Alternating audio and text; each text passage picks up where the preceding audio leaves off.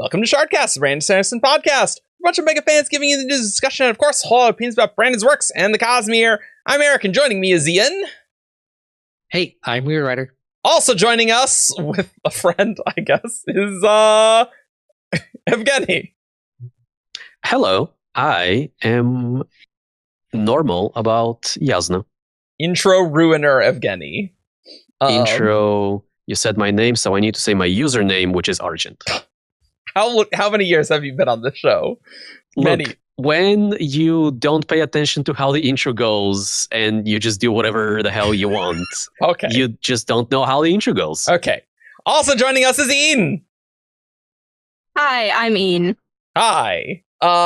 So today we are going to talk about the Stormlight Lost Tales, the Storydeck stories from Dragonsteel Nexus. Sorry, right? It has a name now. Thankfully. It has a name now. Yeah, we are going to talk about the stories. I think we're going to talk much less about the business model and stuff, but you can buy them if you want, I guess. I think the boxes, as of the time of this recording, are actually sold out, and you can only buy Packs. Individual packs. Oh, interesting. Well, I'm glad Jess bought her second box a while ago. Anyway, Never mind. They are all sold out. They're all sold out. So you cannot buy these. So if you don't have these cards, well, I hope you'll enjoy this episode anyway, because I think this is gonna be good. So there are 3 stories in the Stormlight Lost Tales. There is Chasmfriends Get a New Pet, right? That's what it's called. Yes. King Lopen. The Chasmfriends. The Chasmfriends. Yes. We have King Lopen, the first of Alethkar. Classic. We have definitely mentioned this many times on the show, but now it's real. Old of design, something. New but old of design. Yes, that's right. Well, we are going to be talking about the Everstorm today, so that is fitting. And then we have Elsecaller. And so we're also new but old of design. Yes, yes. And so we are going to actually not do it in the order that I said in the intro. We're going to talk about Chasmfriends, we're going to talk about Elsecaller, and then we're going to talk about Lopen. Chasmfriends is by Brandon and Dan Wells. And who wants to do a little summary of Chasmfriends? What's Chasmfriends? Yeah, Ian, who wants to do that? Okay, sure. You're voluntold. Chasmfriends is a story. Let's see if I can do this off of memory and not completely fail. So it is a story where there are 5. I think it's 5. A number. 5 chasm fiends who are friends, and so they are Chasmfriends, and that's very cute. And There's Burp Slurper. Howlerina. Howlerina. That's good. Yeah. There's like Darren. Darren. He's asleep. Darren is the one that sleeps the entire time. I love Darren. I love Darren. Darren's my favorite. Darren is named Darren. There's Clever Claws and there's Shredhead. Yes. Yes. And that's the 5 of them. Yeah. And what do the Chasmfriends get? They get human Clever Claws, who is kind of the main character, comes running along having found a human and is like, guys, I have a new best friend. Look at this little guy. Isn't he just a little guy? And they're all like, yeah. And the human is like, ah. And they're like, oh no, why is the little guy sad? And they try all these things to make him not be sad. They try giving him like a stick. If you're not watching the video, we are showing off the backs of the cards, and it has full art pieces, and it really elevates, honestly, this entire thing. Absolutely. And it really elevated Chasmfriends for me. And it's good. And we got Darren, he's sleeping.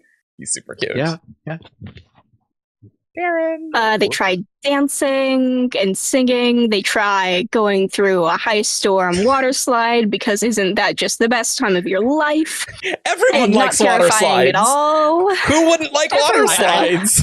I do like Darren just on his back sleeping. Yeah. And like, if you look very closely at the shouty in the He's screaming. Oh, claws, nice. That's good. That's good. He's feeling very normal about all of this. Yes. And they also they give him another person's corpse because they're like, maybe he's hungry. Here's some food, which understandably is maybe not completely comforting to this man who thinks he's about to be brutally murdered and eaten. Why are they toying with me? What is happening? Why are they doing this? And then finally they're like, you know what? Maybe he might be your best friend, but you're not actually his best friend. Maybe he doesn't like you back the same way. And they're like, oh man, sometimes you're just like not on the same level of closeness with people that you want to be. But that's okay, because we've all got each other, and all the Chasmfriends are together, and Maybe- we are our friends. Maybe the human needs human friends. Maybe the human needs human friends. so they bring him to a group of shouties, but the pretty ones with the swirly carapace. Wasn't it? I did kind of forget this part. Oh, okay, yeah. And then they immediately start running around and playing their stick game, guys. They're so happy. Woo-hoo. Oh no. The way I had remembered it was Right. that they had dropped them like in the middle of a plateau. Oh yeah, absolutely, 100%. I felt this was cute. Like obviously, you know, it's not like earth shattering, but it's cute. The art really raised it for me. That was fun. Yeah. It is worth noting that this is not a canon Cosmere story, Oh, like yes. the other two. I believe, and unfortunately we cannot check because the VOD of that panel has not been posted yet, but I believe that during the Nexus panel where Brandon and Dan talked about these stories, Dan said something to the effect of that he likes to think that this might be like a canon in-world story that someone like Hoyd maybe tells to people, just like, you know, the events of the Dog and the Dragon are not canon Cosmere, but Sure. the story itself is canonically being told within. So I don't think that's necessarily confirmed. That is just how Dan thinks about this story.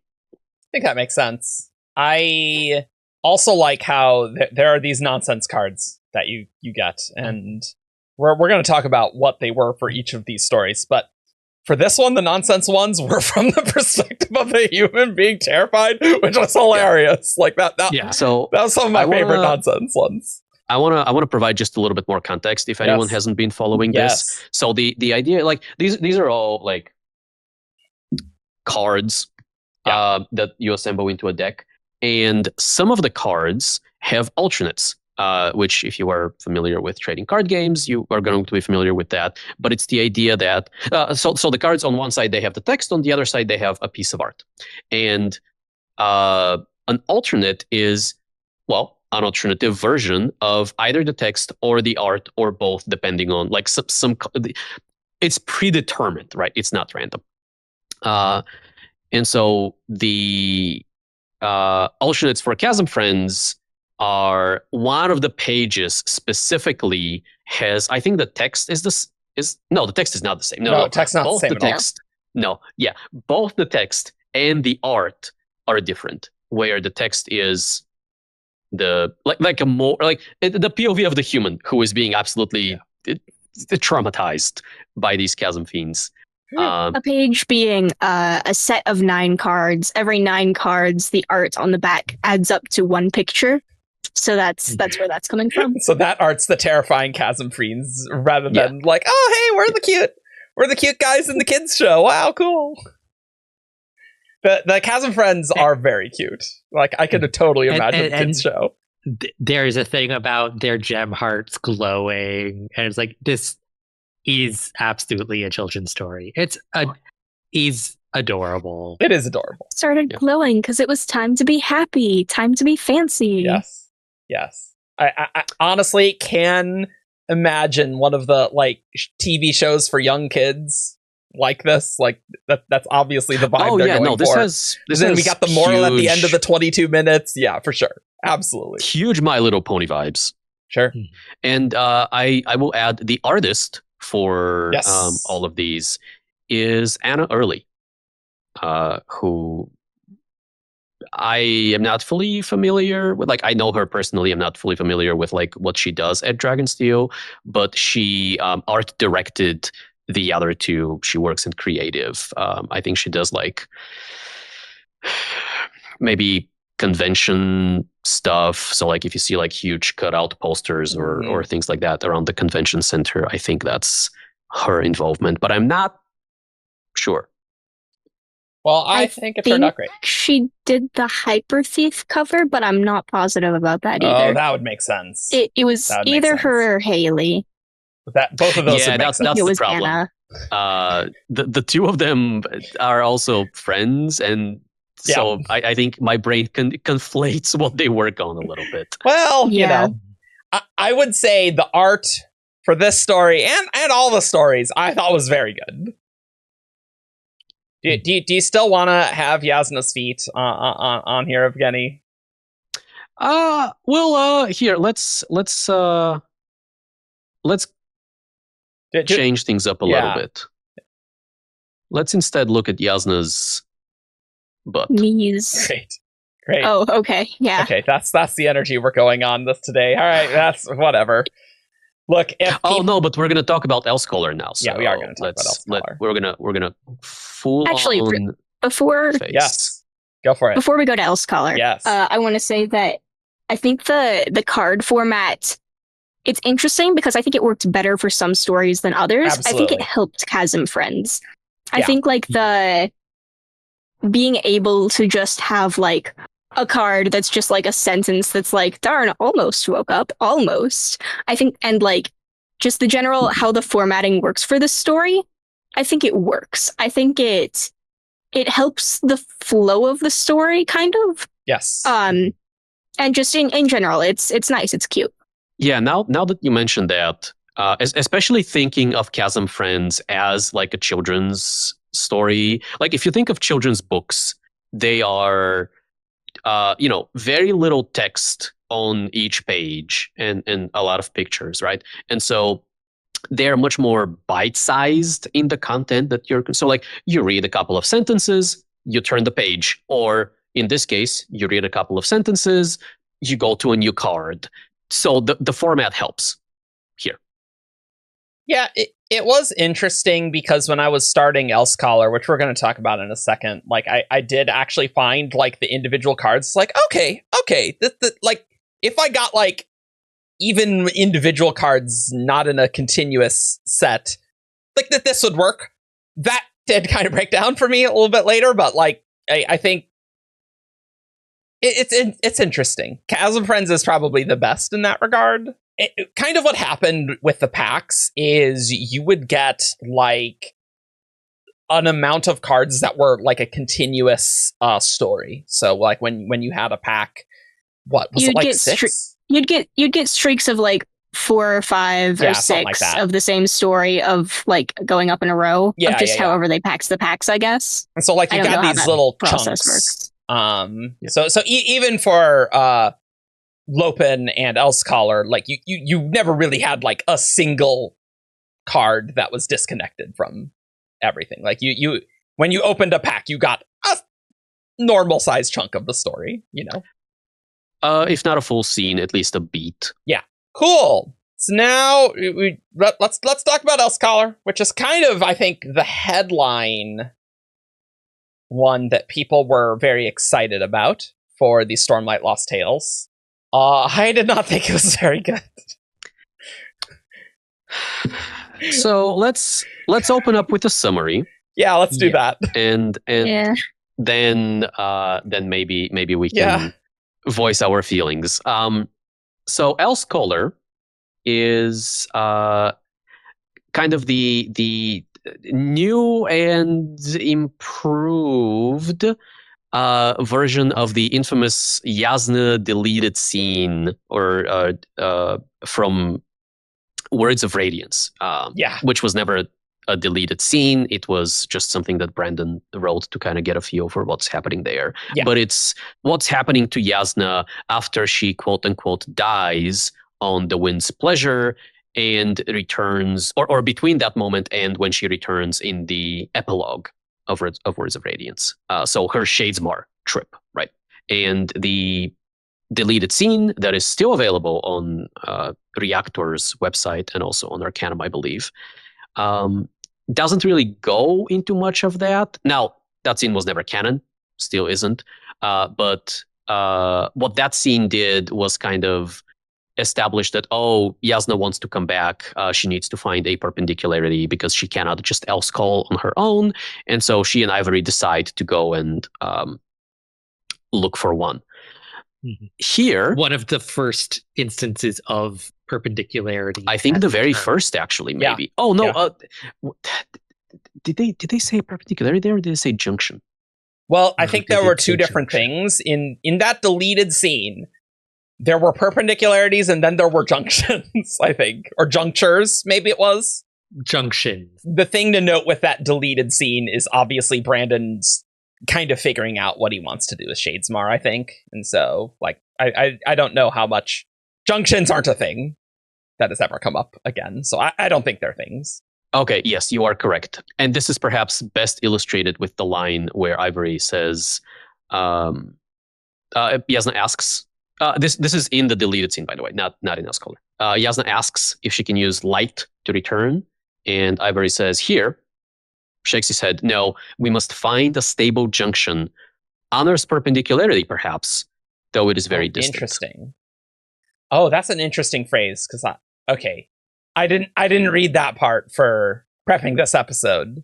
And the Yeah. idea of junctions is introduced earlier in that deleted scene, but it does seem to be used kind of synonymously with perpendicularity. Yeah, it was basically like an Elsecaller can create a junction, but they're transient rather than stable. And stable junctions are perpendicularities. Anyway, so Elsecaller deals with exactly the same. Jasnah is on the Wind's Pleasure. She pops into Shadesmar. She spends a few weeks there, kind of traveling, trying to make her way back. Meets a couple of off-worlders. A historian named Huel Tivneri. Sure. Sure. See, no one can complain about our pronunciations. Sorry, Huin Tivneri. And a little girl called Lorietta who sees the future. And the three of them travel about for a little while, mostly dealing with interpersonal dramas and also avoiding Angerspren that just cannot stop chasing them until they eventually confront them. And Jasnah confronts her own anger at herself for like having failed the crew of the Wind's Pleasure, and also herself, and just general internal anger. And the Angerspren leave them alone, and Honor's Perpendicularity opens, and Jasnah and Ivory leave to the Words of Radiance epilogue. What do you guys think of this? I thought it was an outline for a good story. Yeah, things not said in the summary are just, we get scene breaks where it's like, oh yeah, and then a bunch of stuff happens that we just it's just not on screen at all. It has been 2 weeks since the previous paragraph. Yeah, it's oof. Good art. I also, like when Tivneri has green skin and green hair, and Lorietta has horns. Yes. Well, little nubs. Yeah. Ooh, yeah. Love that Everstorm. That's good. Yeah. This is one that I think, like as you said, it was kind of the headliner. It was on the front of the packs and the card boxes, and I think everyone was pretty much most excited for it when they heard that the deleted scene was going to be one of the stories.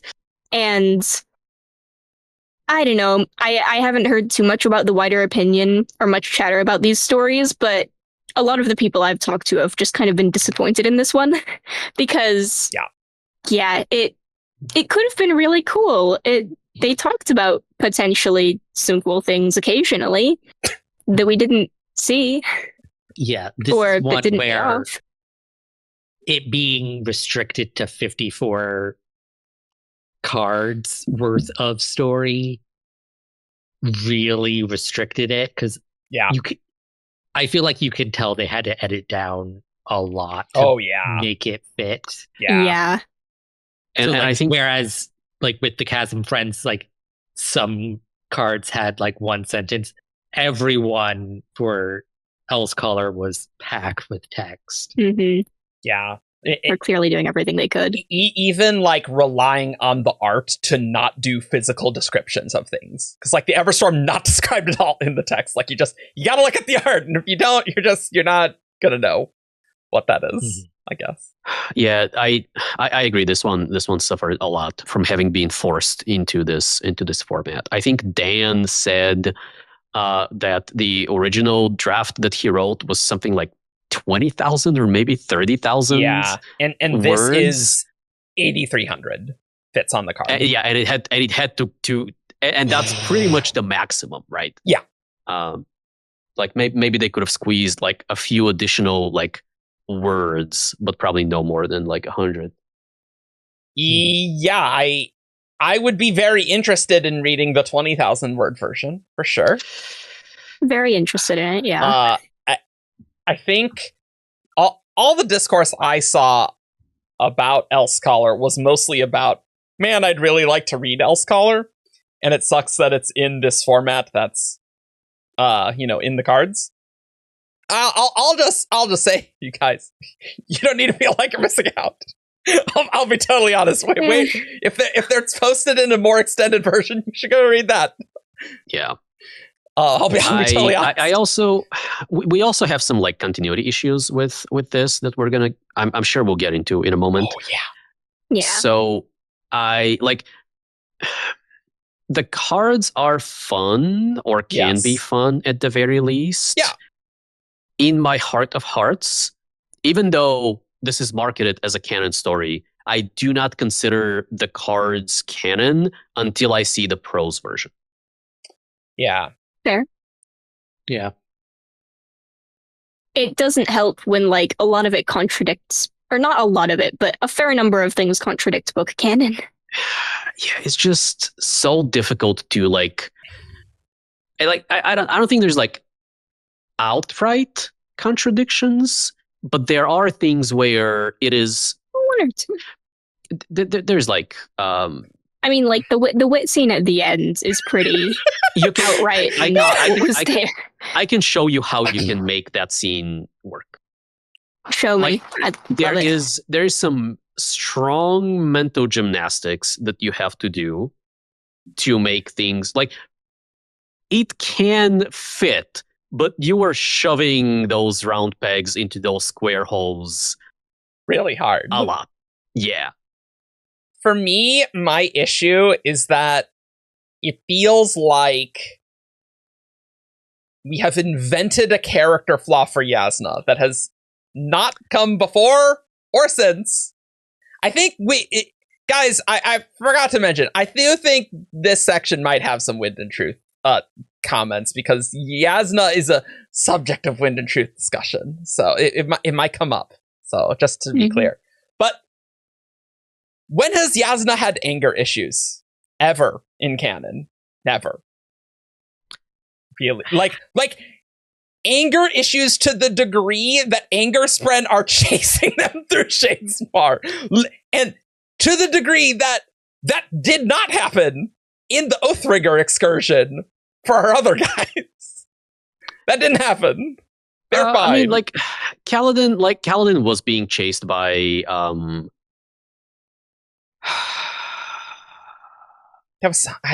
not fear spren, anxiety spren. She was being remember. Chased by some kind of spren, but it was not. It was like for a day or over 2 days. It was like the first day, and like these anger spren are like, Jasnah is just so angry, and she has to forgive herself. And and it's like like they traverse half a continent north. Yeah, in the Sea of Lost Lights. Like for a month, Jasnah just attracts anger spren nonstop. On the subject of Jasnah's anger, it worked for me. Interesting. Like I didn't have that as big a problem as I do think it's a little incredulous that the anger spread are following her for months, or not months, weeks.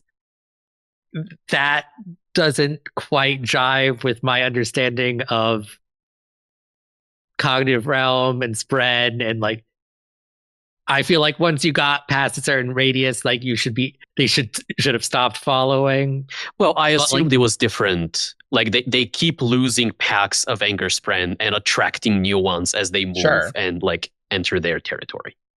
Yeah, possibly. Jasnah being angry, like, doesn't feel out of character for her, personally. I think it's more when I read the very next Jasnah POV in Oathbringer, Ivory and Jasnah are conversing, and Ivory is literally saying, "Oh, Jasnah, you're like a spren. You don't have emotions." And Jasnah is saying, "No, I totally do have emotions." Yeah, well, but so that if anything, like that's a thing in Oathbringer that I think should change, rather than because like I feel like Jasnah like having this sort of grappling with this like is potentially interesting if given an amount of page time that this doesn't have. Yes, I think the Oathbringer thing is actually fine. Like it is fine on its own. It's a little difficult to make sense of. Like prior to the existence of this story, I had read the Oathbringer conversation that you just read as Ivory doesn't quite understand Jasnah. Sure. And he, like a lot of people, most people, honestly, kind of get fooled by her like controlled external demeanor. And is like, hey, you're great, no emotions. And she's like, no, actually, I project that, but internally, I actually have I have stuff going on. Yeah, right. Sure. I'm not the Ice Queen trope that's been manifest. But we are coming on the tail end of them having spent a month in which like she's seething with anger and attracting anger spread all of the time. Yeah. So. In which Ivory explicitly like calls out to her even. Yes. So it's not like he just missed it. Yeah. Yes. Yeah. I'm like, with her trying to kidnap a guy and being like just very angry, it's like she's utilitarian, yes, and she like went off at Amaram one time, but that doesn't translate to her being just like completely ruthless in all things and just like I can't see her actually kidnapping someone, at least not with that little justification. Like, this doesn't read like her. Yeah, like that scene in particular, I didn't love just because like it felt very weird of like, I'm kidnapping you. Not right now, but at some point in the future. It's just like...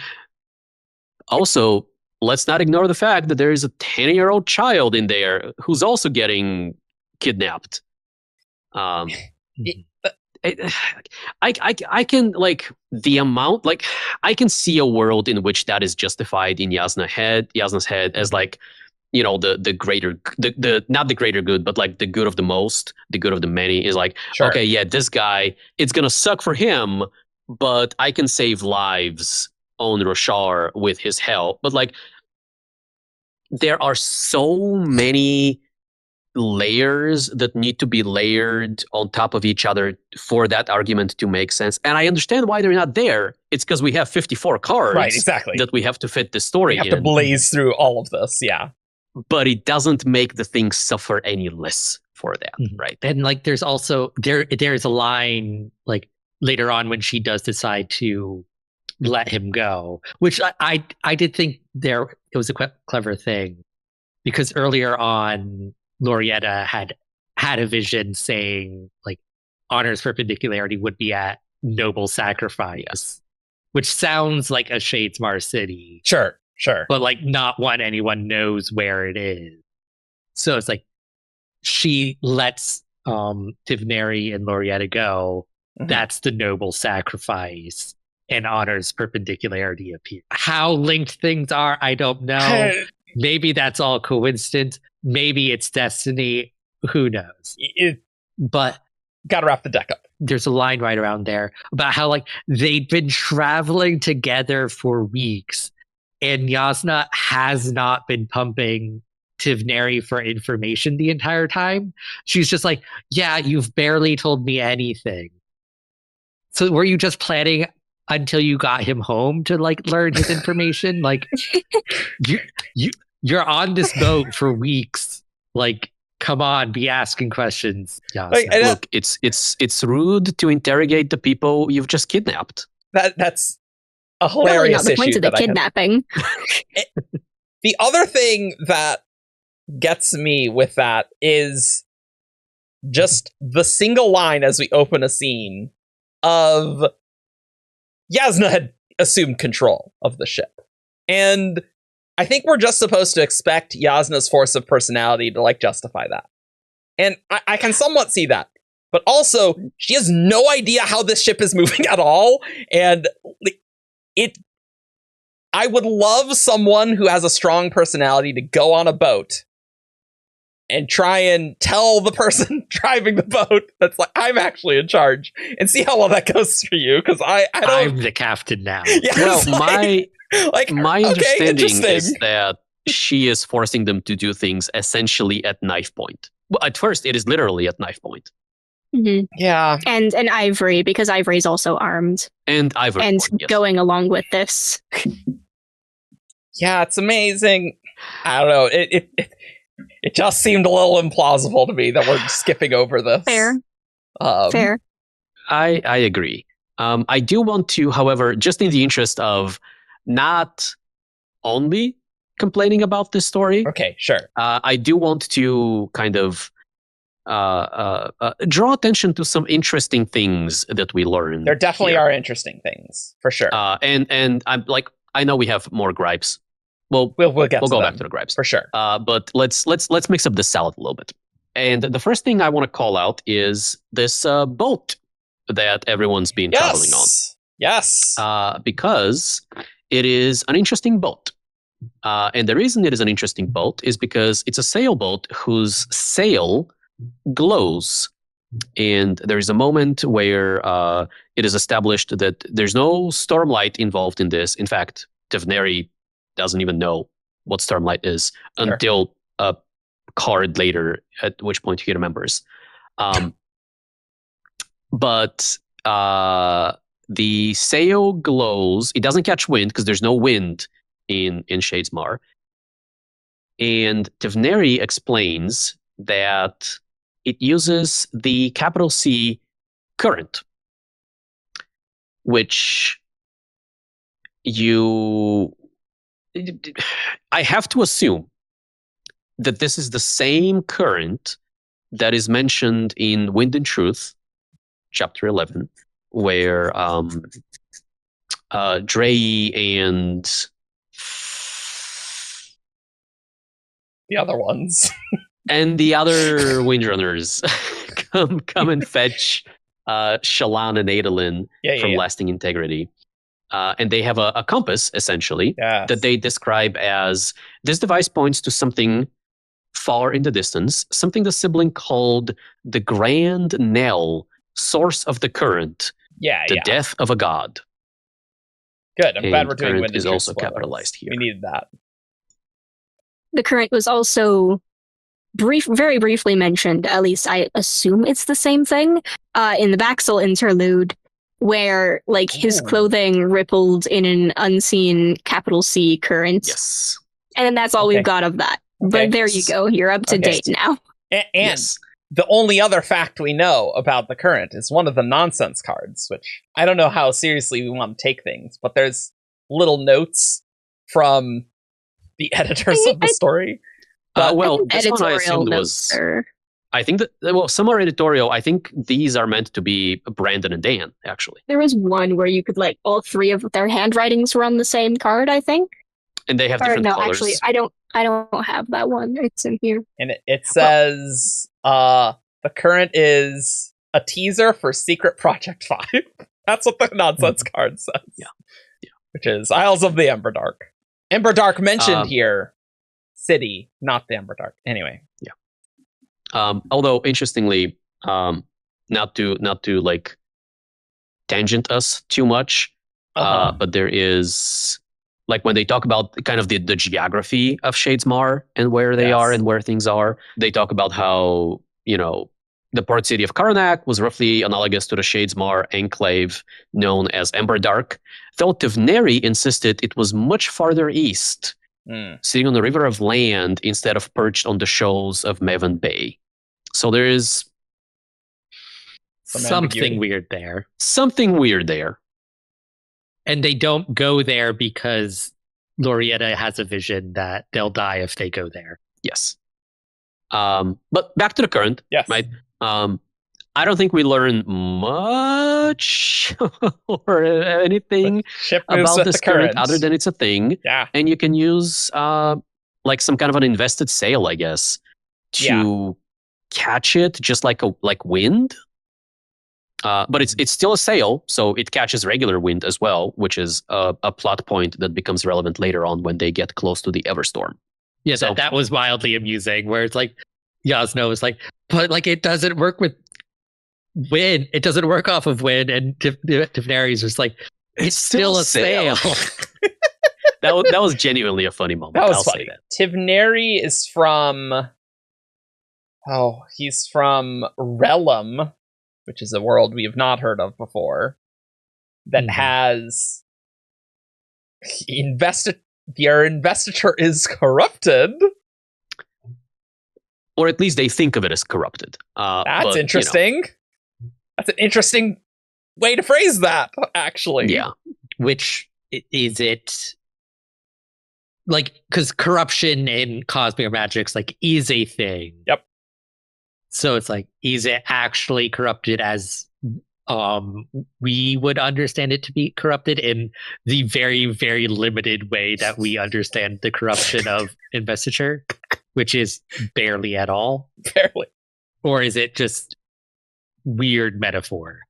Yeah. In which case, Brandon, why use words that mean things when you don't mean them? Well, that's another issue. Another shard world name, always cool. Yep. Makes sense. It doesn't have gods on it, aka shards. Yep. Because there's a finite number of those, and there's a lot of worlds in the Cosmere. Yeah. Yeah, I do wonder what this means for Ralam. Yeah. Because like I have to assume this is like a what we used to call minor shard worlds, places like Pagi and Threnody, where there is maybe Threnody is not the best example, but like places where there's no active shard in residence, no shard is invested here, but there is, there's ambient magic everywhere in the Cosmere, or almost everywhere. I don't know if we have hard confirmation that it's literally everywhere. And so I wonder if the investiture there, or the nature of the investiture there, as Tivneri says, like what it means for it to be corrupted. Are we looking at potentially multiple shards messing with things, or if we are looking at just a particularly nasty manifestation of investiture? Would we consider Threnody to be a place with corrupted investiture? I don't know. What is corrupted investiture? Yeah, well, it's a good question. Or is this something where like there's Fane life things going on? Oh, okay. Now we're cooking with gas. Yeah, there we go. I'm also reminded of the red rip of Talon's scar, of those red stars on the Cosmere constellation map. Yep. Yeah, what does that mean? Maybe they're from there. Yeah.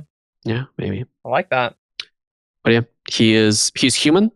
Tivneri is not a Spren, but he is all green. Green hair, green skin. He's a green guy. While we're on the subject of the side character's origins. Yes. In a canon story, it just says Lorietta can't remember what her homeworld was. Yes. But in one of the nonsense cards, that same question has just insert world name here, which is funny because that is how writing goes sometimes. Yes. And there's an editorial note questioning that. And Dan going, I assume Dan anyway, I'm pretty sure this is Dan going, I'm still world building. To which the editor says, the cards are going to print. And he says, just say she can't remember. But what I do find interesting about that is that he was still world building where Lorietta came from, which I would think that either that was something they intended to elaborate on more that got cut, or is it possible that the world she's from is from the Cosmere book that we know Dan is writing, and it's world building that he's doing for over there? And he hasn't picked out a name because he hasn't figured out naming conventions or something like that. I don't know how seriously we should take that. Obviously, that's an interesting idea. I don't think the like editorial notes are like, I would assume that most of those are real notes that I wouldn't. were exchanged. No, I think I think they're just memeing. Yep. I thought, I don't remember exactly, but I think they said something on the editorial panel about at least some of the notes being real. Oh, I really? mean, it's possible that some are. My default assumption would be that any single one that I'm looking at is not unless I have a specific reason to think that it is. Yeah. Interesting. I'm also on the side of like, these are mostly just memeing on things. That said, like, I wouldn't be surprised if this one is fairly genuine. Like, it may or may not be like an actual like editorial, but like it being Dan's world. Because like, that makes sense. Of course he would want to slip in like references to the things he's working on. Like, that just makes sense to me. So like, I do think like, yeah, there's a good chance that Dan's Cosmere world is going to involve people like riding two-legged beasts and having horns. Yeah. That would not surprise me at this point. One thing I do want to draw a parallel to, kind of in the same vein of, yeah, we don't know if these are real conversations, but it would be neat if the origins of Hwyn Tivneri, he is in some way, so he's a Brandon character that in some ways is the inspiration for Jasnah. And I don't remember, I think Brandon talked about that probably on that panel, but also potentially on Intentionally Blank around the same time. It has not been on Intentionally Blank because I watched those and I don't. So it must have been on the panel. But yeah, he is kind of the very proto Jasnah, where he's like a historian that travels the world and learns things and stuff like that. And there is a nonsense card that calls that out.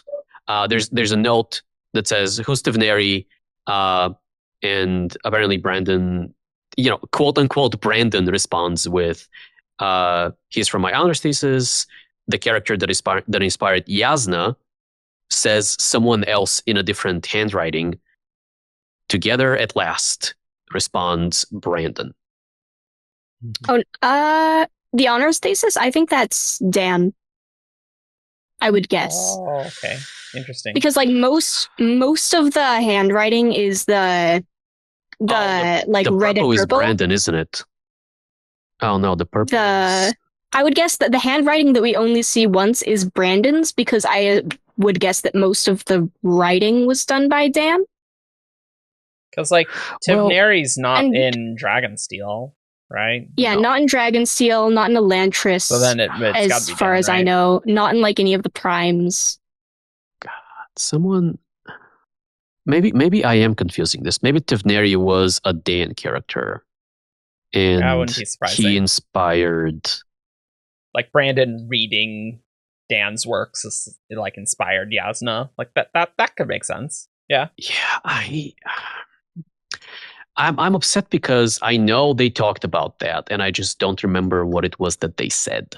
How dare you not take notes well enough for our episode 2-3 months later. Maybe we'll figure it out one day. Maybe we'll figure it out one day.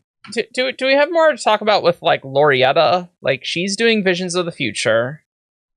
Yeah, I do have some things I want to talk about her. So she's like 11, and she has a very funny scene at the end where like they're fighting the Angerspren, and Jasnah's like, help us, and Lorietta runs out from cover, places like a wooden plank on the ground, and runs back to cover, and Jasnah's like, what, that was it? And a moment later, an Angerspren slips on that. And Lorietta's like, I am 11. What do you expect me to do? That's my one trick. That's my one trick, which is a very funny scene. But what I do want to talk about her is there is a moment where she seems to be seeing visions, either when she sleeps or just every now and then. And they are as vague as Cosmere visions often are. Super helpful, as always. Because she sees possible futures, right? That's how it works. Although she's certain that they're going to die if they go to Emberdark, so I guess all of the possibilities that she sees lead to death.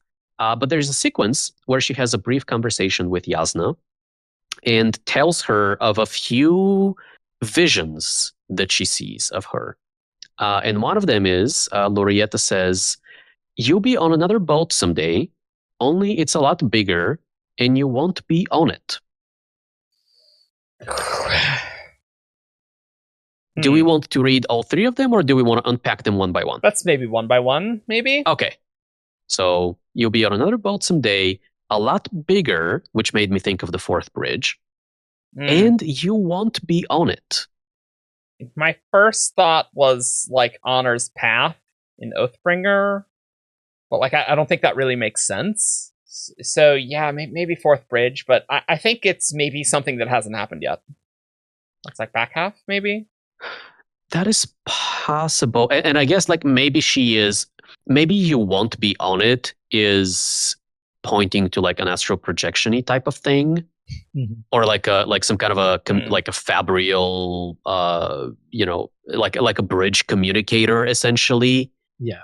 Or like it could be something like at some point there is a ship named the Jasnah : Okay. Where it's like you, as in your name, will be on this. You'll be on another boat. But you That's won't an interesting thought. Okay. I don't like that. love that, but it would work. It would work. It would be the most I wouldn't be satisfied with that. I'd be like, that's mildly amusing. But Rasharan like flagship. It's called the Jasnah or whatever. Yes. The Elsecaller. Sure, yeah. No, we're not. There can't be another thing called Elsecaller. Look, we are already disambiguating the hell out of this thing. We might as well. I had a meme suggestion of Eurythira's spaceship, and I'm sure you can figure out how to make that work. Spaceships is where my brain went almost immediately. Yeah. And I kind of love that idea. I think that makes the most sense, actually. In that case, the second thing Lorietta tells her is, you'll stab a friend through the throat. But she stabs someone through the throat.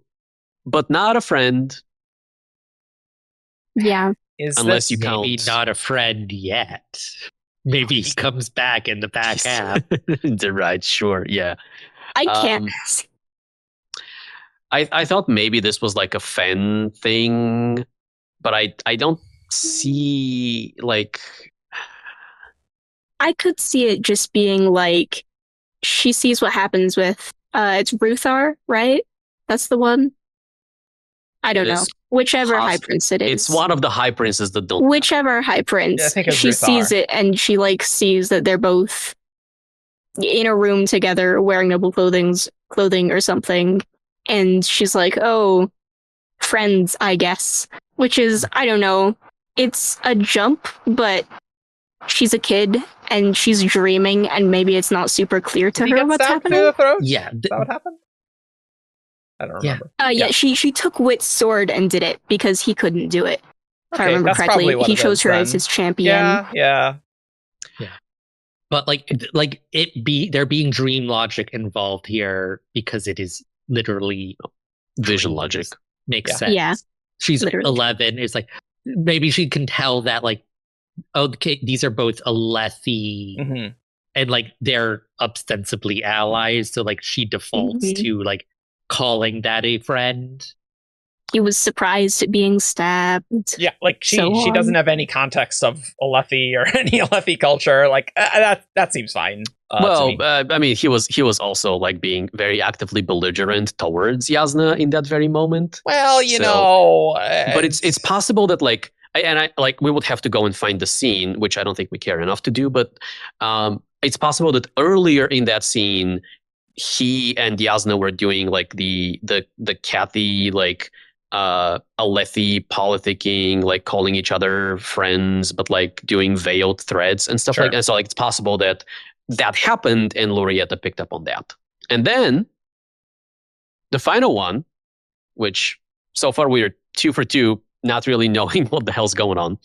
I mean, Jasnah stabbing someone in the throat is a pretty good, good candidate. Yeah, but a friend? Well, I'm fully on board with that being the Ruth RC. Yeah. That's just like it. That's a very specific stabbing. Sure. I guess you like you don't usually stab people in the throat, I guess. So No. Granted, these did not go through extensive continuity passes for reasons we will get into. But like that's it's a distinctive thing that has already happened in Jasnah's future. If it didn't mean that thing, then like I would have hoped that they would have changed it. Otherwise, like if it's referencing to her stabbing someone else in the throat, that's like, but like that's already a thing in Jasnah's future. it is just the start of her throat stabbing career. As far as like death rattle spiritual realm nonsense, I'm not super concerned with friend here. Like, Fair. like That's two fair. men had Yes. the true glory thing, they weren't, Yeah, it wasn't two yeah. men, so it's fine. Fair. Okay. Yeah. It is. I will concede that the events of Rhythm, was it? Yeah, it's Rhythm of War, Something the that happens? harsher scene. Are Yeah.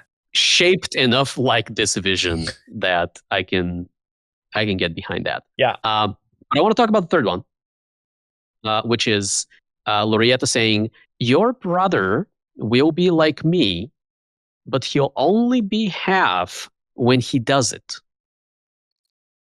Okay. So this Which makes sense, right? Does it? Yeah, How this so? is Renarin.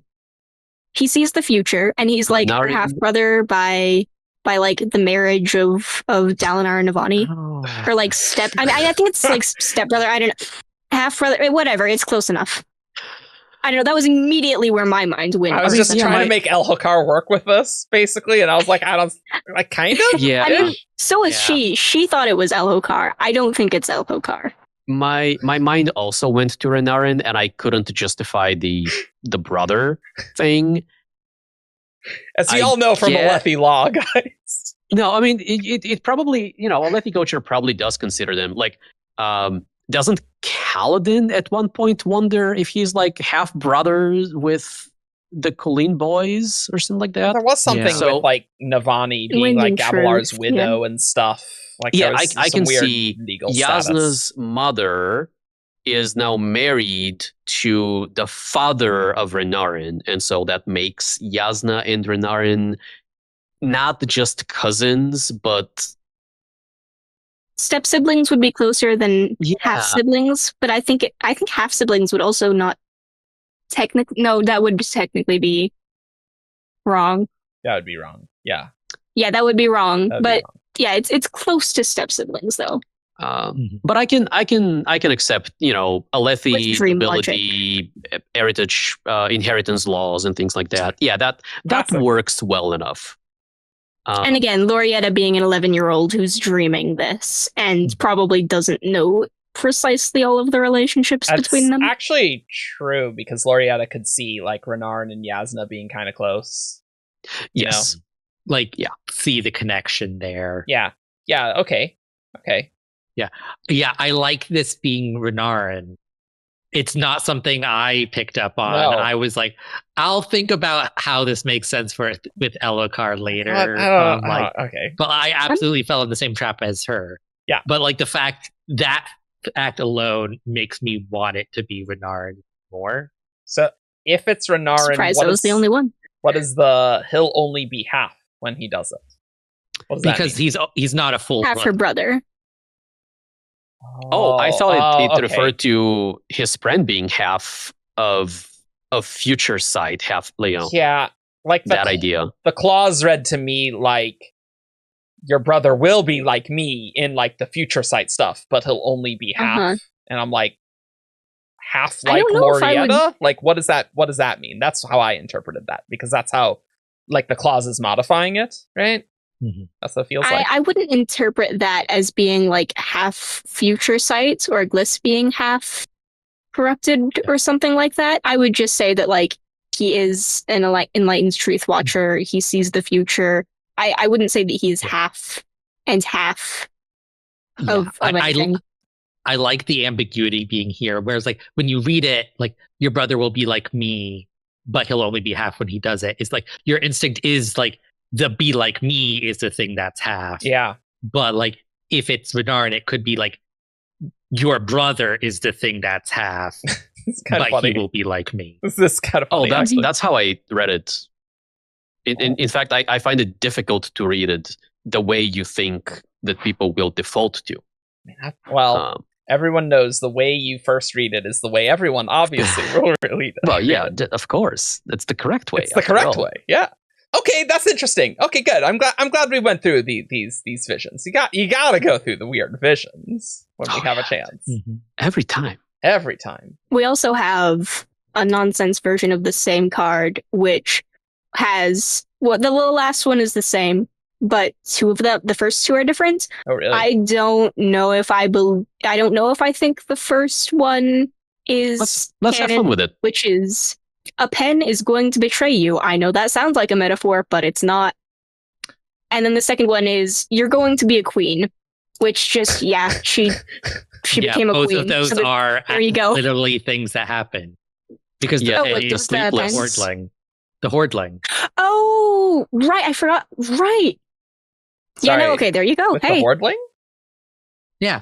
There's a Hordling disguised as a pen in Hoid's thing. Forgotten about this. I was thinking the Wind and Truth contract when she signed her name, the Terrapasian guess. I'm like, well, I mean, kind of. Yeah. But I like that better. That's good. My first thought went to what was Karen's Tickerization Ka? Yes. Yeah. So my first thought went to Ka's shard pen, and I was like, oh, does Ivory ever become a pen? But no, it's the sleepless Hordling. It's gotta be this. Yeah. I'm glad you brought those up, Ian. Yeah. That sounds like a metaphor, but it's absolutely not a metaphor. That's very funny. It's not. No. Yeah. I want to shout out on my screen this incredibly beautiful and intricate dagger that the Ghost Bloods used to quote-unquote kill Jasnah with. You know? I respect assassins with style. Kelsier is a showy guy. You know? Only the best murder weapons for Only my the crew. best. All right, everyone. We got to talk about the Everstorm, because I am very confused. So when you first read this, was your thought that this is before or after the Battle of Narok? Before. I definitely thought before, yeah. Ian, what'd you think? So I didn't think about it. Okay, cool. Or at least if I had a thought about it, I don't remember it now. Okay, so I don't understand why it's over where it is, and I don't understand why there would be Voidbringers, which presumably mean fused. However, there's very little physical description, so maybe it's the spirits of the fused? There could be the spirits of the fused. That could I be thought it's the spirits. Yeah. I'm a little surprised that they looked like people, I guess.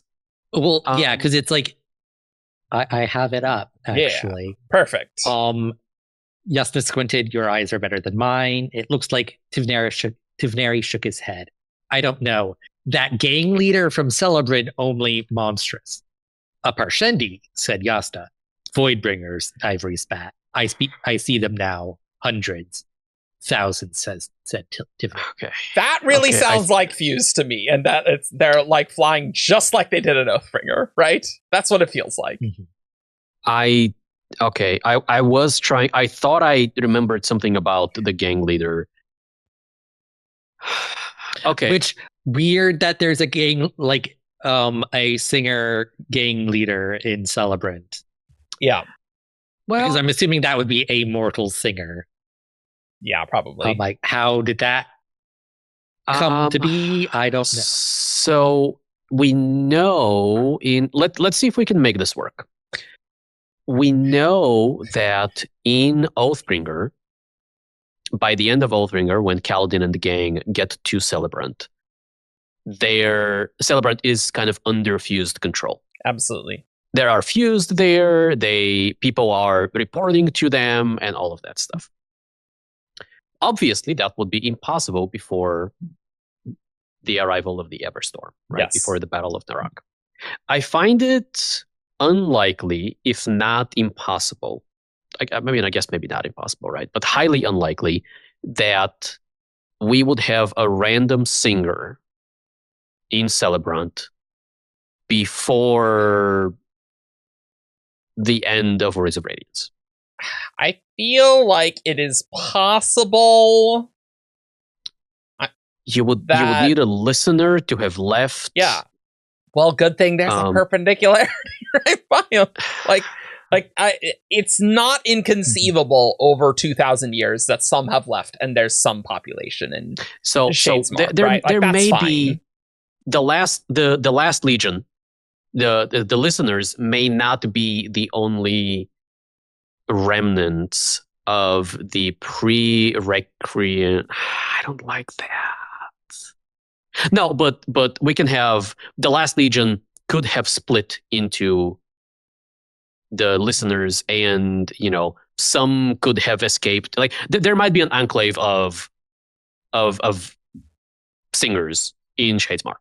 Yeah, I have no issue with there being a Parshendi, like a few singers in the Cognitive Realm. That I don't have a problem with.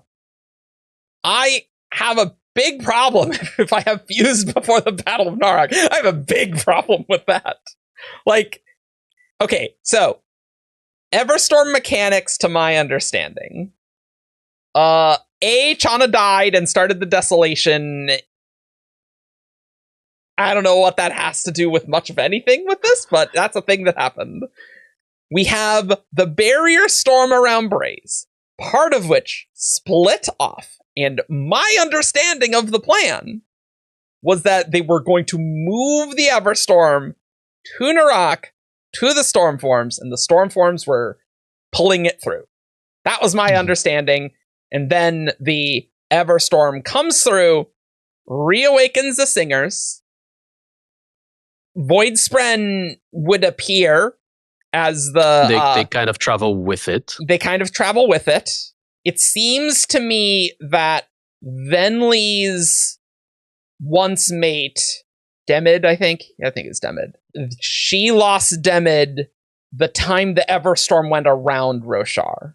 Yes. Right? So the first return of the Everstorm. So I guess on that full cycle around, it is not just restoring the slave form singers, but it is also producing some fused.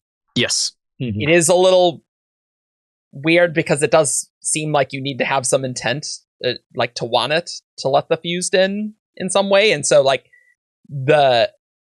Ulim's giving them instructions on how that will happen. It could be a twofer.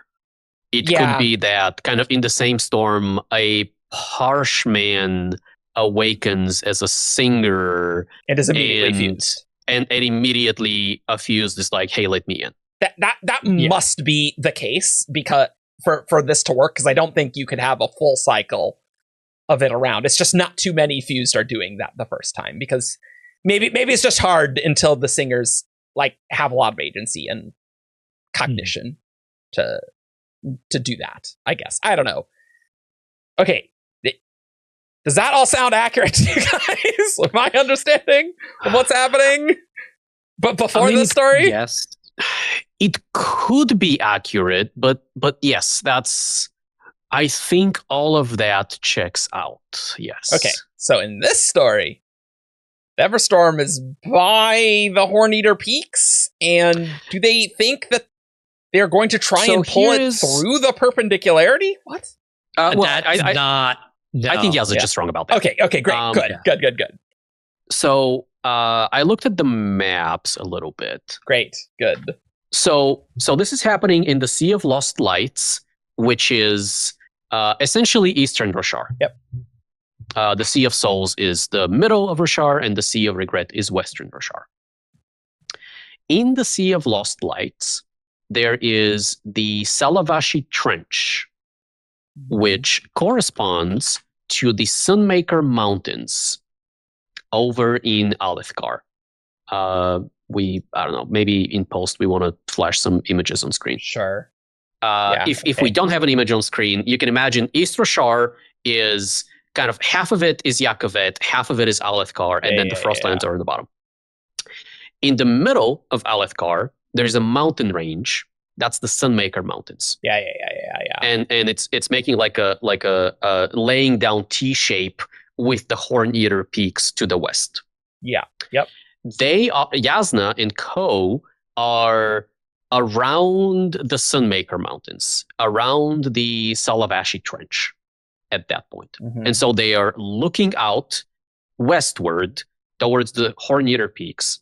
And they're like, oh, that's still a week or two away. And in the distance, they are seeing the image that we have of that scene in Lost Tales is like this intense red Everstorm. That doesn't sound like what they're seeing here. Like they are seeing far in the distance, just like a little bit of something. And then Ivory spots figures. So, one, the Everstorm doesn't need to be on top of the Horn-Eater Peaks. It can just be in that direction and still kind of like traveling southeast towards the Shattered Plains.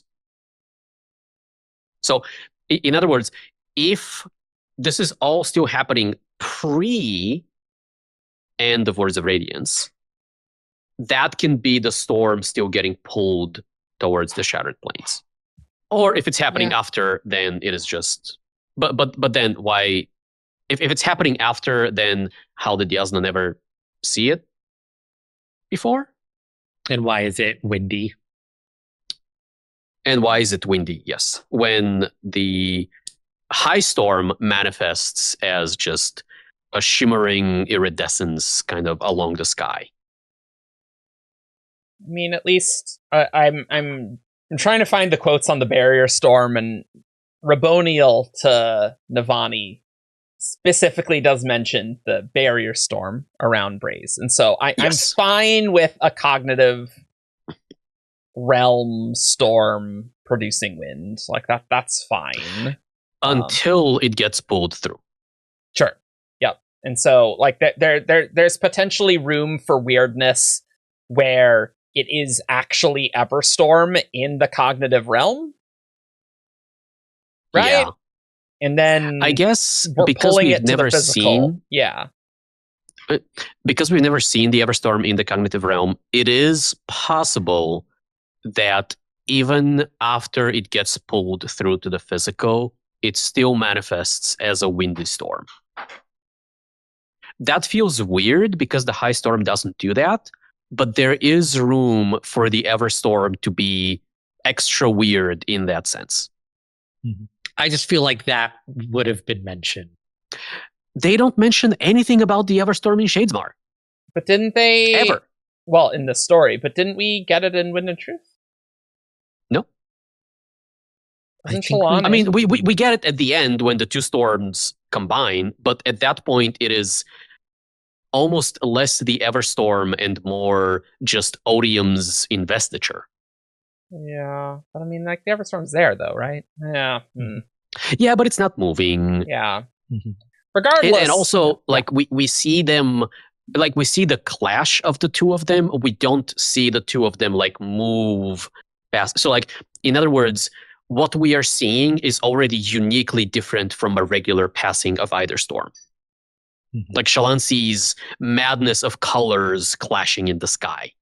On a side note, Yeah. looking at these maps, I'm seeing like the discrepancy in the location of Emberdark versus Karnak that gets described earlier on, and I'm like, yeah, all the descriptions track. I don't know why this was important to note. They're not in the same place. They're close, but they're not in the same place. Because Karnak is like right on the delta. Which you can see in the Sea of Lost Lights map. Yes. But Emberdark is further in. Yeah. Okay. Yeah. Okay. Yeah, I see that. Okay. Cool. I don't know why that's noteworthy. I'm glad we're spending time on the cards for this. This is good. Okay. That's a weird thing to spend words on in a story that is so precious about words. But okay. Yeah, that's like sure. It seemed to me being like the Emberdark. No. It's like way far out there. I guess like that was what the cards implied, which I don't know. Maybe they wanted to mention it because they were like, "Ooh, Isles of the Emberdark." Probably guys, that's teaser. probably why. Keep it in your minds. Emberdark. Yeah, but they could have just said, "Hey, Emberdark is that way." Why introduce this? But like, so weird. Also, Emberdark was already being mentioned because like we can't actually go there anymore because we'll die for reasons that are unclear. Off-screen reasons, probably, maybe. Because they die. Yeah, it's one of the visions. Yeah. Just the general like would love to see more stuff on screen on this one. But there should not be like actual fused in this storm, regardless of what it's supposed to look like in the cognitive realm or not. Yeah. Right? Like that. Even if this somehow was after the Battle of Narok, which it can't be because the storm was pulled through. So I don't understand. But even still, we would need to wait for the Everstorm to go east all the way across the entire continent, the entire world, to then go through again to awaken Singers and get some amount of fuse, right? Yeah. Like that's inconceivable. So what's the timeline? They go to Celebrant. Uh-huh. They run into this gang leader. Yep. Who is at least a singer, maybe a fused, maybe a regal. And then I think weeks later,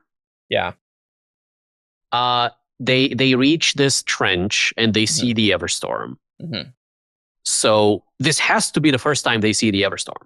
Yeah, that's because that's new to them, which means this is either the Everstorm still traveling through Shadesmar to get pulled into the Battle of Narok. Yep.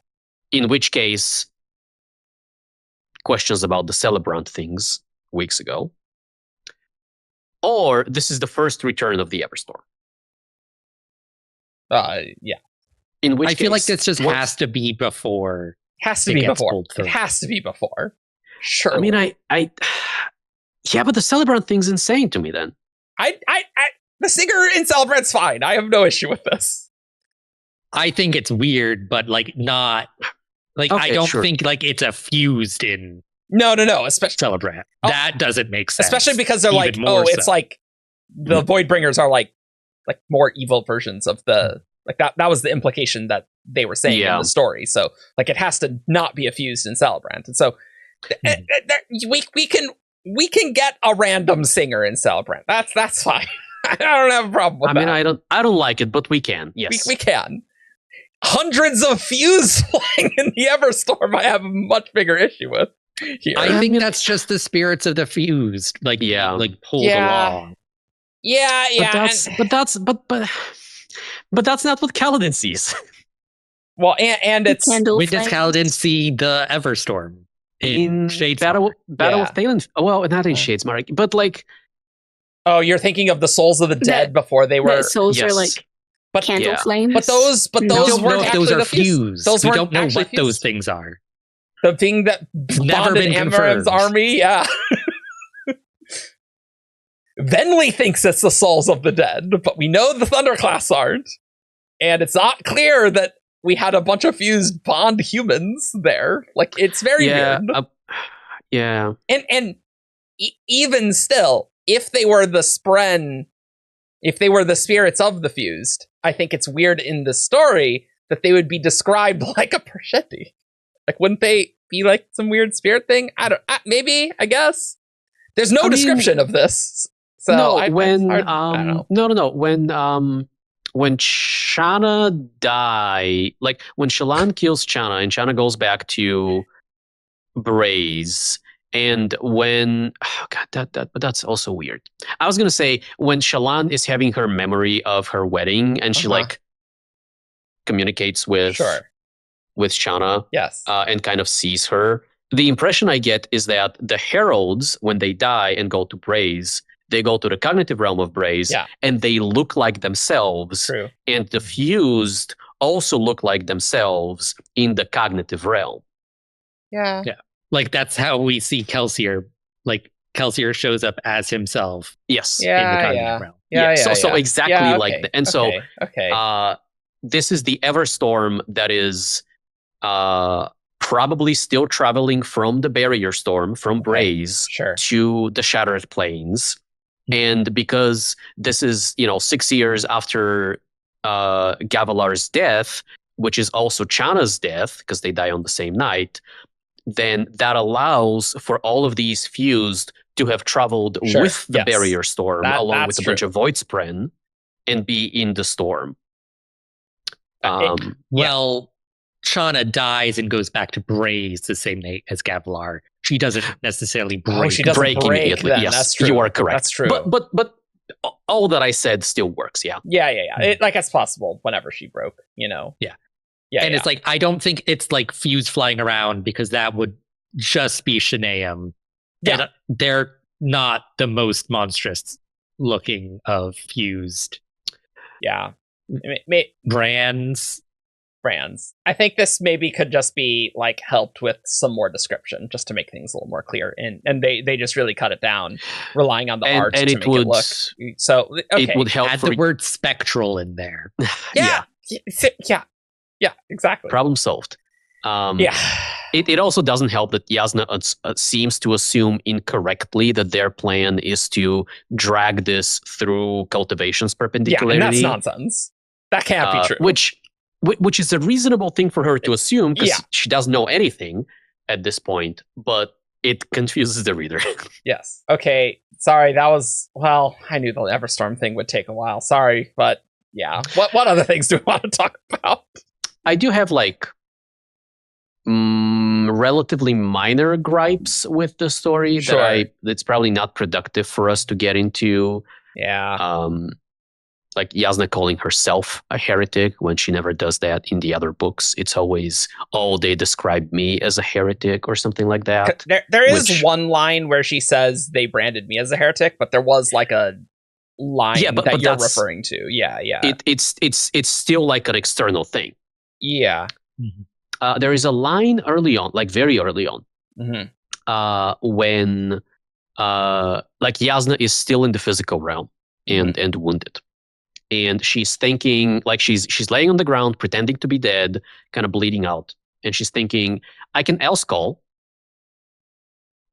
pop into Shadesmar, heal there, and pop back and fight. It would be difficult, but she'd done it before. True. That's interesting. That seems to imply that she has Elsecolled out and back in before. Well, my understanding of the cards was that like she could do that, but she just didn't have enough Stormlight because she healed too much. Yeah, that was what this story seemed to imply. what is surprising to me is that she has else called before. Which That's is fair. not surprising to me. I think in order for Jasnah to be able to do it when she is being stabbed to death, she needs to have practiced it before, right? Like, Wait, right? when does she get her plate then? Because it's not here. She clearly does not have her plate when she gets stabbed. It would have been great if her big moment of accepting like that she was angry with herself, she got her plate, or if that was, an That'd be good. ideal worthy moment. That's a good idea. That's a good idea. 'Cause- I like that a lot, Because actually. it has to happen throughout Oathbringer in that case. Because yeah. she has it at the end. Yeah. Mhm. Or if she doesn't have it, then it's like on the verge of. Because Yeah. Kaladin was also getting like Windspren being weird around them. Didn't even think about Jasnah's plate with my issues. It's a good point. It's a good point. I like that being an ideal moment. That's nice. That's yeah, what so, I like- thought was going to happen. I guess, I mean, kudos to her for like having figured out else calling prior to all of this nonsense, right?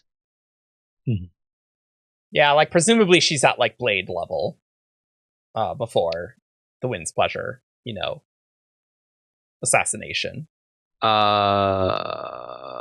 I mean, presumably, yeah. Like she's been Otherwise, chilling with Ivory for so long at that stage. she has blade when she comes out, so Yeah. So yeah, she didn't get it in this. So yeah, it's got to be.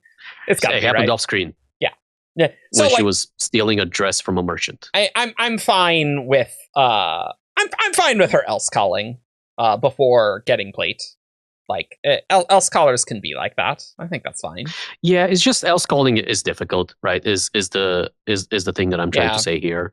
But I'm okay with her. Like Jasnah's been catching strays a little bit lately, unfortunately. I'm okay with her being cool enough to to have figured that out. I truly think it would be far more preposterous if she figured it out being stabbed to death. Like, let's be real.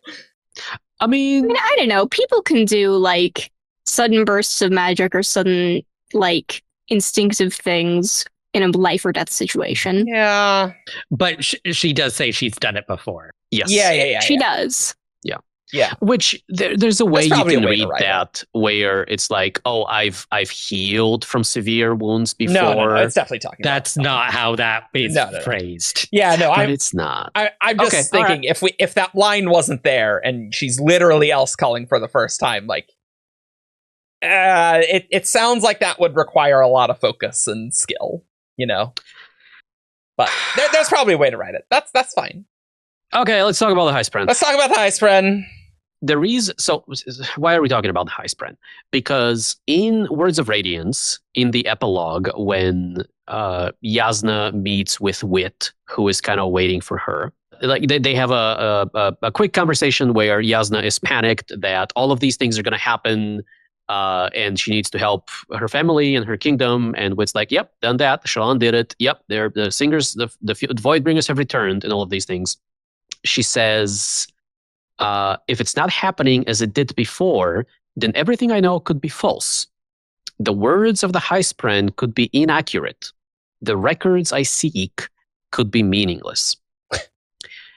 Which, for a decade, we had assumed meant that Jasnah's Shadesmar trip between the Wind's Pleasure and the epilogue of Words of Radiance included a meeting, a time spent with the High Spren, or I guess reading this now, at least a High Spren. A High Spren. Where she essentially learns a lot of the things that she learns here from Tivneri and Lorietta. And that does not appear to be the case in this story. It was just off screen like all the rest of the plot. Unless it was off screen. Yes. And that's when, like, early in the episode when I said you can make this work if you squint really, really hard. Yeah. There's a couple of times in this story when we skip a couple of weeks. Now, we're not traveling very far, right? We're still kind of in this southeast corner of the map. But yeah, they could have run into a high spren or two. They could have had a chat. They could have learned some things, right? It is, if that's the case, it is absolutely infuriating to me that we don't see that on screen. Mhm. But it's theoretically possible. Yeah, I guess. Wow, I guess I didn't realize. I've opened both of the end of the cards and the Words of Radiance epilogue, and the dialogue is a bit different because they cut it off. Well, so the cards cut over some things that we see in the book. Yeah. And that's fine. That's fine. And so here, in the cards, what happens is Jasnah pops out. Go away, Laureate. No one cares about you. Yeah, they literally skip over the part where Jasnah mentions the high spren in Words of Radiance. Yeah. So Jasnah comes out, and she sees Wit, and goes, "How did you find me?" He says, "You've been making quite a disturbance on the other side." And then she says, "Tell me what you know, Wit." Yeah. And then the card goes, "He said a lot of things after that," and they walk and talk. Mm-hmm. So 3 lines of dialogue. Yeah. How'd you find me? Quite a disturbance. What do you know? I mean, the line in that is preserved here with the cards is still like such a weird line. It's been weird since Oathbringer. Yes. It's been a long time since a Spren had to deal with someone alive, particularly someone so demanding as yourself. I'm like, well, except for the singer gang leader, apparently. Why? And just human. There's just humans around. There definitely are. There are tons of people in the cities. Tons of people around. Like, what are you talking about? I think that's definitely potentially something that changed over time, which I don't think that got changed in the Leatherbound. I don't think so. I don't think so. I'm also like, when did Jasnah demand anything of the Spren in the story? In between skips. In the Cellbrand. Yeah, okay, cool. When she stole a dress from a merchant. Yeah. But yeah, so that's in the card. 3 lines. How'd you find me? Quite a disturbance. Tell me what you know. Exactly the same thing in the book. Yep. How'd you find me? Quite a disturbance. Tell me what you know. And then where the card cuts off with, and then Wit told her a lot of things, the book goes and says, I spent the better time of a year inside a large stomach being digested. Yeah. Which we think is a reference to him being eaten when he's old white hair, and like Lift makes a reference about old white hair being eaten by a great shell. So they talk, and eventually the well, actually they don't sync up again, do they? No, they don't. No, they don't. No, but yeah, so that's how you can make sense of it. Where the card goes, and Wit told her about a lot of things. That's the rest of the epilogue. Sure. Okay. Yeah, I was definitely interested to hear about the records that Jasnah got from the records she's seeking, and just all this high spren stuff. That's what I want to know. But yeah, well, got cut. Like, presumably it got cut, right? I have to hope. Yeah. Anyway, this just makes me hope that in the future, was this the best choice for a 54 card story? Yeah. And obviously I get why they did it, right? Elsecaller, high appeal, Jasnah, high appeal. Gets people excited. But and it's like, you're looking for opportunities to like release this story into the world. Mm-hmm. Something Brandon probably wouldn't have done on his own. Exactly. I don't think like this would have happened otherwise. Yeah. Like, this was the excuse to get this story out there, which, like, I'll take it. But I'm also going to hope that when this gets released outside of the story, like, it gets beefed up. Yeah, absolutely. And so, because I think we're winding down on Elsecaller a little bit, I have to, like, the way I have to think about this is, would I have preferred a version of events where this version of Elsecaller never makes it out into the world, and we are just left with the deleted scene from 2014? or would I, or do I prefer this? Like, in other words, do I like this better, or do I like nothing better? Does this version of Elsecaller harm my experience of that? And I think, as much as I have issues with it, Jasnah doesn't feel like herself. There's some weird canonicity or continuity things. The story is weird because it skips and because it's contained to 54 playing cards and all of these things. I think I still like the existence of this story better than if it had never existed. At the very least, if the story had been absolute garbage, we got art. Yeah, that's good. That's good. I have no issue with the art. If that is the only thing we got, if we got 54 cards that said Jasnah sucks, and we got this art, I think that would have still been a win. Setting the art aside, I think personally for me, Elsecaller doesn't really add anything to the canon.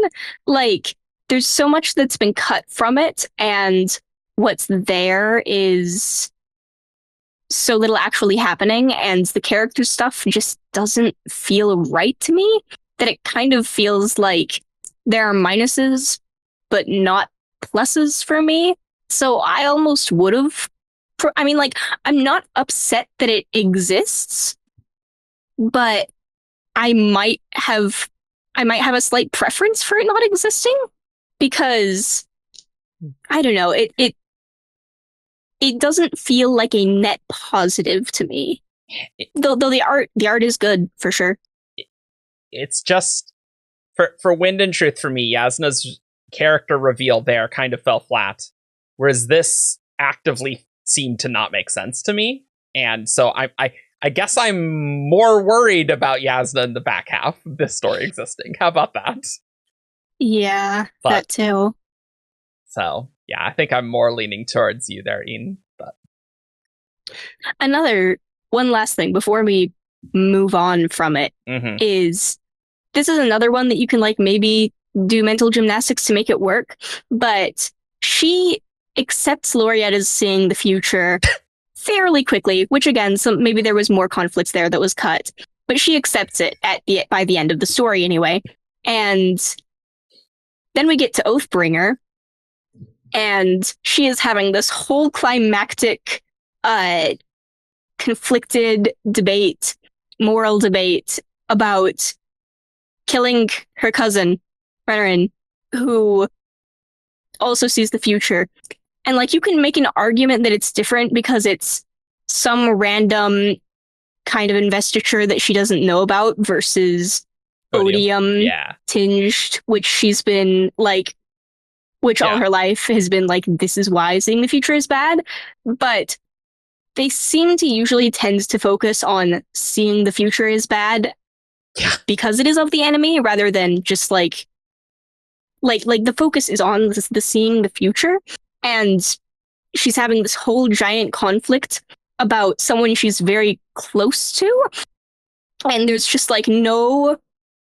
Obviously that was written before Elsecaller was, but it's you've accepted this girl who you barely met and don't know that well, and you're having this much trouble with your cousin who you like weird. It's super and hang weird. out with. This much trouble? You want to kill him? Or you don't want to, but you think that's still the best option? It's wow. I don't know. It kind of that was a good moment, and this makes it weirder. Well, you see, Jasnah is actually very forgetful. She forgot about Lorietta, just like she forgot about the entire conflict with Renarin, that she does focus on her family more than the greater good, which would have been very useful to know in the truth. So it's, if anything, very consistent. I think that's the big takeaway, is that Jasnah just forgets about stuff.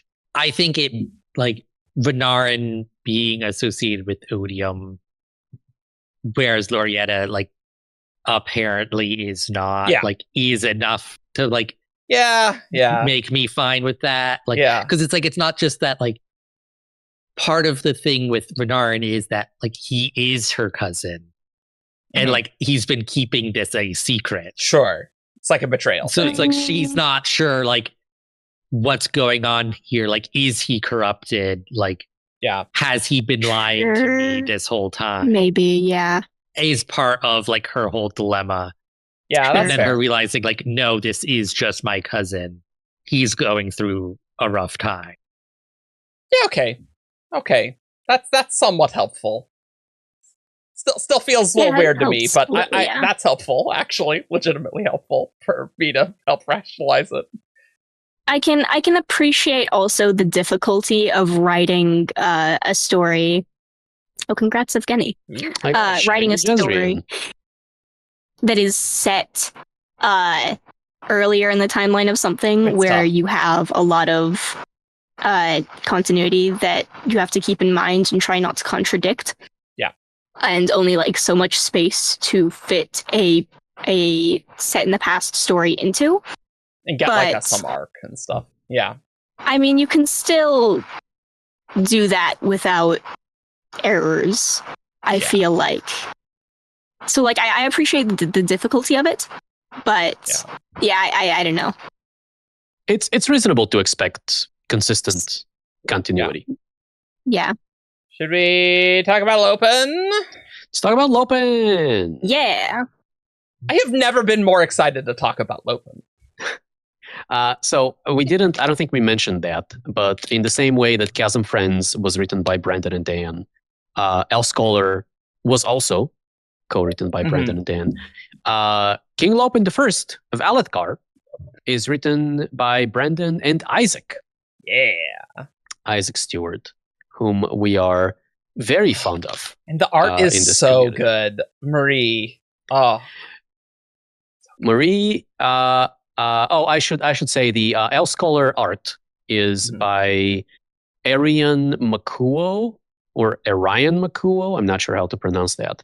The Lopen art is by Marie Zieberger, La Marie or La Mary in the Cosmere, whom if you've seen Cosmere art, statistically speaking, chances are you have seen some of hers Probably Mhm. because she has approximately 1 billion pieces. a billion. And we love her dearly. So, King Lopen the First of Alethkar is a story that we've been not teased about, but it's something that Brandon has like had in the back of his head for a long time. Which was so in the same way that like Edge Dancer was the story between Stormlights 2 and 3, and Dawn Shard was between 3 and 4, and Horn Eater is going to be unclear, actually. Brandon has toyed with the idea of a Lopen kind of in between books short story / novella that deals with like that's being called King Lopen the First of Alethkar, which deals with the short period of time in which Elhokar kind of abdicates and gives the throne to Lopen while he's hiding like post-assassination attempt, right? And this is what this is, essentially, right? So the story kind of starts off with Elhokar being in the household of Lopen's mother, Issa, or Issa Milana, but she's called Issa most of the time. And she kind of dresses him in her sister's Hava and gets him to help her make delicious sounding food. I think Tsupales is? Yeah, sure. Yeah. Supales. Yeah, Tsupales. And also while kind of getting him to help with the food, she's like teaching him life lessons and what it means to be a person, really, kind of taking responsibility, but also asking for help and accepting help and being a leader and all of these things. Meanwhile, Lopen, who has freshly regrown his arm, convinces everyone that the best way to keep heat away from Elhokar is by making Lopen the king of Alethkar, so that when people come to Issa's house, to Lopen's mother's house, and ask where's the king, she can truthfully say, "Oh, he went somewhere else." Yeah, right? Issa's and she would send. has like this oath of honesty, Yes. which that's kind of an interesting thing that totally makes sense in context. But Yeah. so this is to get around that because she's like, I mean, I have to tell the truth there. So Yes. And so they go along with that plan. Lopen goes on to be somewhere else. He names his newly regrown arm his King's Wit, and just engages in shenanigans and hijinks by kind of speaking to it and then giving it an accent and having it kind of speak back to him. And it's genuinely funny. Just It's a great character. writing, I think. But he goes around kind of distracting or leading Brightness, Danlan, actually, whom we knew was in the diagram. Yep. And some guards. And eventually they discover the ruse and make their way back to Issa's household. But Lopen beats them there, and the king, inspired by Issa's life advice and leadership, just kind of tells them to leave him alone because he's here because Kaladin left him here and stuff like that. Danlan tries to kill him anyway, but Lopen saves Elhokar's life. Unfortunately, his King's Wit, his new arm, Gets stabbed. suffers some damage. The King's Wit dies, and Lopen finally accepts his new arm as a part of himself instead of like treating it as a separate thing. And it's kind of a little like light-hearted, a little comedic, but wholesome story. Yeah, it's like the perfect length. Yeah, I would Yeah. agree. Yeah, Mhm. doesn't outstay its welcome. I do Yeah, have a couple shout outs in the art where it's like, it looks like we get a glyph for Chowda. ooh, Isn't it For like- Chowda? Do we know? I think so. Or what was she serving? I know they're making Tupales. Well, they're not That's where at the home. Supales is. That's at home. That's because at that's out. home? Mhm. Yeah, Yeah. That Whereas, piece of like, art this is like the out at Lopen. a store. yeah. This is at Oh. when he's flirting with a girl. Yeah. Oh, Melly with- made the with- best chowda in the war camps. So I'm pretty sure that's a glyph from, and like you can see the like little animals.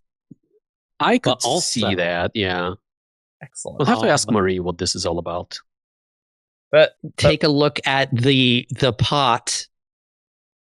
oh, the with reflective the pots. cryptics. Oh, that's good. There's Yeah, a couple of there's a cryptics. cryptic. Elhokar is seeing cryptics and reflections and stuff, and that's super fun. Actually, Yeah, it gets mentioned a couple times Yeah. of like the shadows he sees. really makes me kind of miss like the mystery with the cryptics from Way of Kings time. I'm like, man, this is just so creepy and weird. And It was The light a thread. simpler world back Yeah. then. I really like this story. Like sometimes open shenanigans get to me, but I really liked him in Dawnshard, and Jess didn't particularly like the shenanigans with Kingswit, but I found it hilarious actually. Like it was so it fun. was actually really funny. It was music. We had the arc of, oh, he lost his arm, but then he's climbing up the pole. Like that's kind of a little Mhm. mini plot line. Oh, so nice. Yeah, I liked the nod to like the one-armed Herdazian, and then like literally every Void woman is a one-armed Herdazian. That was really because they have to good. Do everything. Love that one-armed, line. Love one-handed. that. Yep. That was fantastic. The Uh, characters really appreciate- feel like themselves here. They Yes. really do. Yeah. Like where Jasnah did not, like they really felt Mhm. very strongly, immediately like Elhokar, immediately like Lopen. So awesome. And like in a way that made me like not the annoying kind of Lopen. They felt like themselves in a way that made me like them both. Lopen is always best with Huio there to just be like, oh my god, this guy. like that really helps a lot actually. In my He really, opinion. I mean, the same way that like Yeah. Wax, like it's the same dynamic as Wax and Wing, yeah, right? kind of, yeah. Mhm. Yeah. Except Huyo gets pushed around a lot more. Well, you know, There Lopen's personality. I would wonder if that same dynamic parallel is the reason for one of the nonsense cards in the King Lopen story, cutting to suddenly Wax and Wayne being the ones running away, in her Daz. Wild. And just for one card. That's very funny. Which is absolutely hilarious. Like It was so unexpected. it is so unexpected and it works so well. It's a moment when Lopen and the King's Wit is hiding from Dunland and like behind a stall or something like that. And they're looking to make a run for it, but it switches to Wax and Wayne, and they have a little chat where Wayne has replaced both of Wax's guns with some useless, like a rolled up newspaper and I think a half-eaten like piece of bread or something. It's just incredible. I love it. It's surprisingly well. Yeah. And we kind of close the loop with Danlan. That's nice. It's like, oh yeah, because she's a diagrammist and we've just never heard from her since. Which I could have sworn we saw her in Oathbringer. We did see her. Was she? I think she was like mentioned diagram or still in Ghostblood? someone's retinue. Was she Diagram or Ghostblood? She's Diagram. Okay, She's not mentioned in Oathbringer. She's mentioned Okay. just in No, Rhythm I- of War in an interlude with Teravangian. Yeah. But like I could have sworn like because there's the scene where someone's mean to Renarin and Shallan is like it is mean right back. And I could have sworn that was Danlan. Apparently not. No, it's not. Because No. I thought I found a continuity error of like, why is Danlan just chilling with the scholars if she absolutely just tried to kill the king? Different It's person. because she's not there, and my brain just assumed that was her. Like, it's been a while Yeah. since those books, you know. It's been No, it's a different mean girl. yeah, you know. I'm really pleased with this story overall. Like, it turned out really well, and as you said, Ian, perfect length. Like we had Mhm. good scene transitions, so I think if you got like a set of cards, feels good where you can like get like, oh, this is Elhokar getting a bit of a life lesson, and like, oh, here's Lopen doing crazy stuff. Like I think that's really fun. Good story. Yeah, I and thought it's really like sweeten it. Yeah. like we said, like Brandon's been teasing this for a while. It was nice to actually get it. Yeah. It's like there's Yeah. like there's not much to the story. Like it's just like, yeah, Elhokar abdicated briefly to Lopen, wacky hijinks ensue. But like That's about it's a fun story. It's like this is like the perfect like use case for like this story deck phenomenon of like, yeah, Mhm. I do like them being canon stories. Like Yeah. I like Lopen more than Chasmfriends, for example. Sure. Absolutely. Yeah. Yeah. But like Elsecaller was just too much. So Mm. like maybe if they did it as like double length or like triple length. Double but then deck. like there's so many cards you have to collect to get the whole story. yeah. And that is Yeah. absolutely a problem. Yeah. Yeah. But But they Yeah. like that they're good with short stories. mhm. Elsecaller needed to be a novella. yeah, Yeah. I'd agree. I mean, not to get too much into the format of the story decks, Mhm. but I don't. I think I categorically have an issue with them being canonical stories, or at least canonical stories that have some plot relevance, right? In other words, if these had been like the random interludes of like Way of Kings and Words of Radiance, like that kind of, if we had seen the two Ardents experimenting with Flamespren and stuff like that, that is the perfect thing for these kinds of things for me, because of like accessibility reasons. Sure. And because of the collection, the collective nature of these things, and the FOMO of like, I haven't seen anyone be like, oh my god, I can't believe I'm missing the Chasmfriends story because I can't buy the story decks. Sure. Some people were concerned that they weren't getting new canonical Jasnah stuff, Sure. right? Because people care about Jasnah. Mhm. Lopen has been more in the middle, I think. So I'm much more okay with Lopen, but I think Elsecaller specifically suffers from this. Oh, people felt like this is something they would want to know or want to have or want to read. Yeah.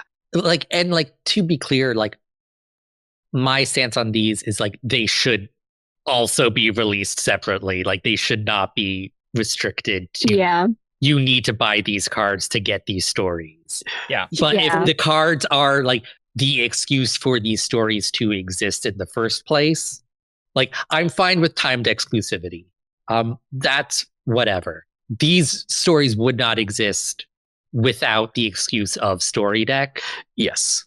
Yeah. That still, I'm more interested in Elsecaller and Lopen than I am in a Chasmfriends.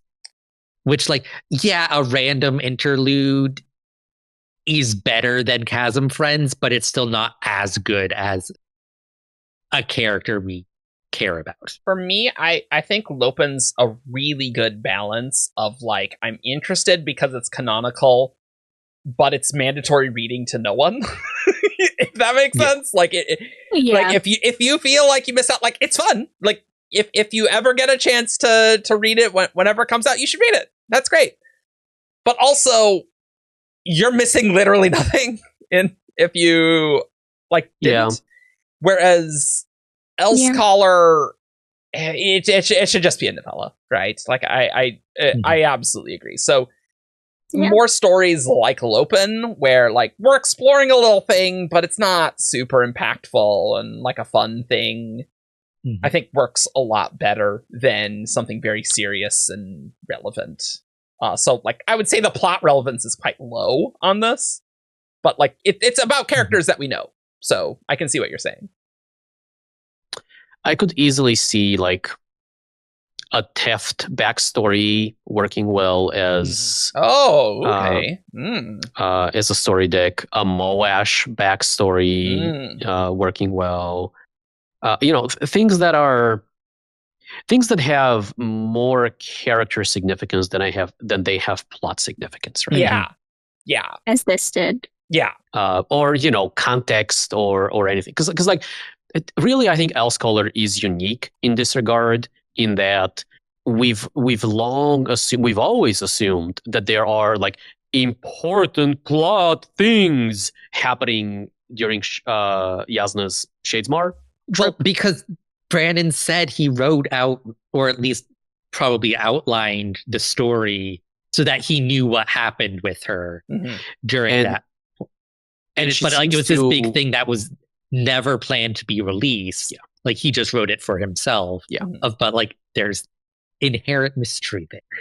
Yeah. And she goes into Shadesmar with she still knows a lot of stuff, but she clearly comes out of Shadesmar with a lot more information than she went in there with, and so that adds an additional appeal, right? I think Elsecaller is just this is not the right place for Elsecaller, and maybe 6 months or a year from now or whatever, whenever we get these things in print, it will be substantially beefed up, and I'll be happy with it. But in its current shape, I am not, and I think it's a mistake. Yeah. I would love to read a longer version that has some of the things that were cut out of this one. Yeah, I think that will help a lot. But back to King Lopen. Yeah. The first of Alethkar.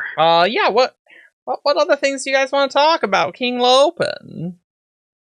I liked some of the world building details and just kind of some of the writing of it. It really felt like being back in Roshar and being back in the Stormlight Archive in a way that not everything has to me recently.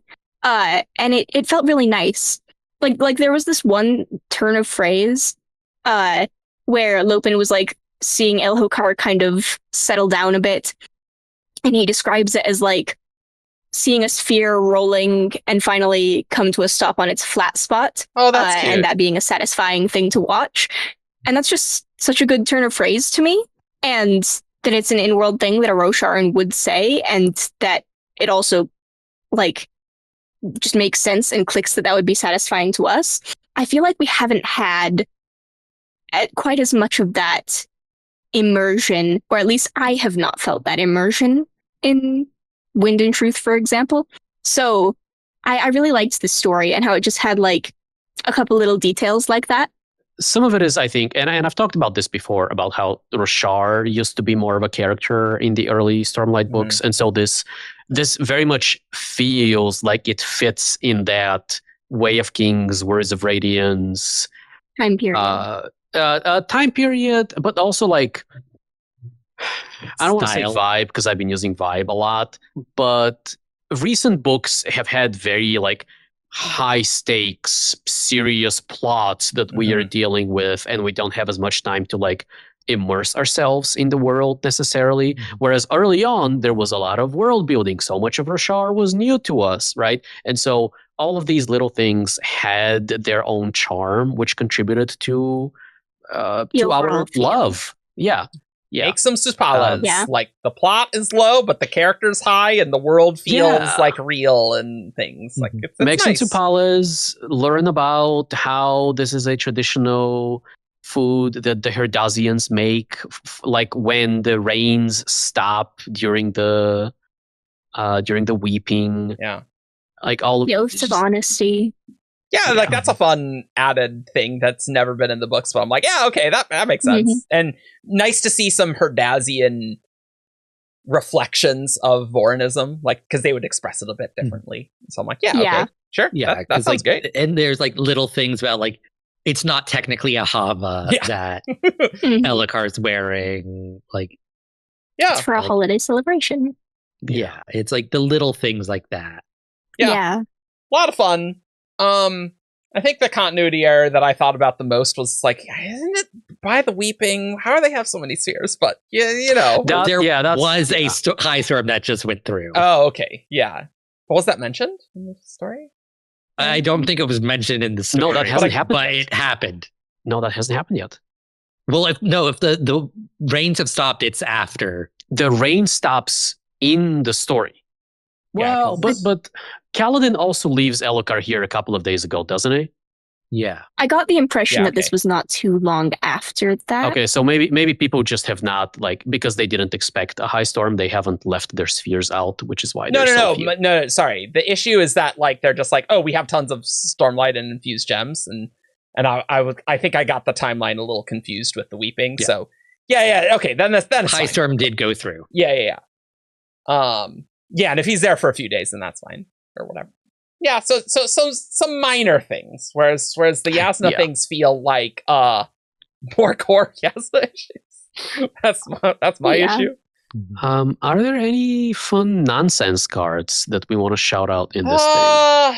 I know we mentioned the Wax and Wayne one. I also like the Rua point of view. That's Lopen's honor spren for anyone forgetting, who shows up first in Oathbringer, I believe. But he has a little point of view here, which it is nonsense cards, so we don't know exactly how canon that point of view is. But I could very easily see this being, like, Rua is kind of characterized as a very whimsical and fun-having spren, like, more than Syl originally was, I think, or maybe just in a different way. But it's fun to see his point of view and the way he's thinking of things and not necessarily understanding exactly why people are doing what they're doing. Like Lopen makes a rude gesture and Rua's like, "Oh, all these people reacted with such awe, as they should," because he's just made some fancy gesture. And meanwhile, everyone's going, "Oh, Lopen, do you have to, like, throw the bird at us?" or, like, whatever. The special two-handed rude gesture. Mm-hmm. There is one that I think it's cute, which is, I love the Wax and Wayne one, but there's one where Elhokar is having a chat with Issa, just about, like, himself and his place in life and stuff like that. And the nonsense card has him go like, "Hey, what if I fake my own death?" And I've always wanted to travel. This is an opportunity for me to go travel. And then Issa tells him that his future isn't in theater, but instead he is meant to be. You were the one whose coming the heralds predicted thousands of years ago. The king of Tsupale rolling, the master Tsupaloro. It's very silly. And it's just exactly the kind of pure nonsense that I would want, and Yep. it's just fun. Another good nonsense card is one where I don't remember what conversation they were having. I think they were just having a conversation about like Lopen learning to do things one-handed. But on the nonsense card, she goes, "Here, this is how it happened. How Lopen lost his arm." But then it's blocked out. It's just like whited out, and over it is an exchange between Naz and Chris, talking about like what the true story actually is, and talking there. Like, not that they don't have the true story, they don't say it there, but they Naz says like that the story that they're covering up is the true story. A detail that I appreciate about this also is that the handwriting used for both Chris and Naz is handwriting that has been used for them previously in the books. Naz on all his various like maps and comments and things. And Chris in the White Sand Omnibus, her Ars Arcanum. I believe that's the same handwriting font. I don't know. That's neat to me. The continuity of the details. Do you think you can fetch this for me, Chris? Naz, what, his arm? His No, arm? the story. He tells it differently each time, but this is exactly how it happened. Chris, really? How? I promise I wasn't involved. Their banter, always involved. 10 out of 10, as always. Yes. I love them so much. I love them. His arm? No. I mean, to be fair, Chris has requested some weird stuff from Naz, so, like, to be fair. Yeah.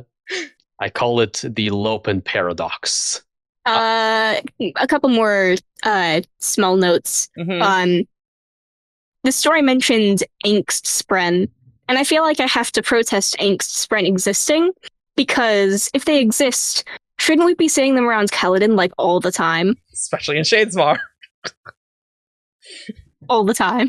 Just all the time, yeah. Maybe they're just really rare. Maybe Spread are not omnipresent. They're regionalized. maybe it's a new concept Okay, that not old literally Spren are all the like time. going away, and this is a new concept when Spren forming or something. I don't know. Okay, we should still be seeing them in Oathbringer and Rhythm of War. There is plenty of Kaladin angst for him to attract them once or twice. Maybe they're just Well, rare. look, That's like Kaladin- a more silly thing. Kaladin is very attractive to a lot of different Spren, and they have a whole system where, like, they have to. It's one of those things where you have to pull a number from a ticketing machine. They have a whole rank choice voting thing. Everyone knows that. Yeah. Syl interrupts the line because she's like, "Nope, I'm the most attracted to him, and all of you can leave." And we're gonna get married off screen. Any other things here? It was good. Not really. Yeah, I think. I'm excited for Isaac stuff. Mm-hmm. Yeah, that definitely makes me feel. I mean, not that I was ever like skeptical of Isaac writing in the Cosmere, but this definitely gives me like something tangible to be like, oh yeah, okay, cool. Yeah, these collaborations, they are, if you hadn't told me that this was Brandon and Isaac collaboration, I would not have thought twice about it. I would have gone, well, that's a story that Brandon wrote. That feels like 100%,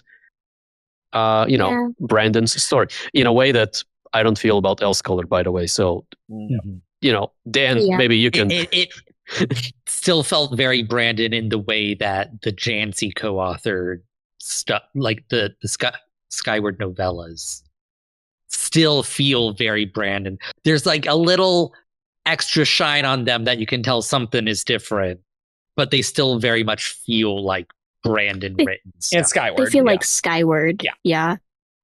I mean, I don't know. I would not have identified anything. Like I can feel something a little bit different in Skyward Flight. I cannot sense anything off in off in a good way, right?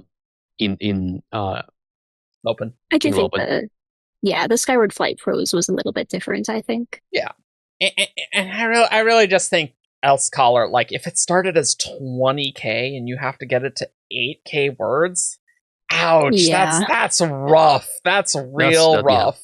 Yeah. So, Yeah. like, I'm sure. Yeah, that's more than 50%. Yeah, like that's oof. Yeah, and like I don't remember if it was 20k. Like I might be Yeah, misremembering here. Maybe it was like 12, which is still a massive cut, right? You're still cutting a fourth of a book, or a third. I think Jasnah just has a lot of expectations. A lot of expectations, and also a lot more complexity than either of the other two, right? Yeah. And you are in Shadesmar, and you're dealing with like world hoppers, and you're like, it's just so much. There's so much, right? So it's not that I'm not excited about Dan. I think Elsecaller is very challenging to do and to fit on these cards, and I think that's really important to recognize. Yeah. And I know that we are hard on Elsecaller.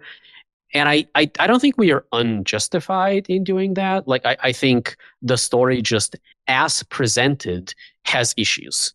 Yeah. We can understand where at least some of those issues are coming from.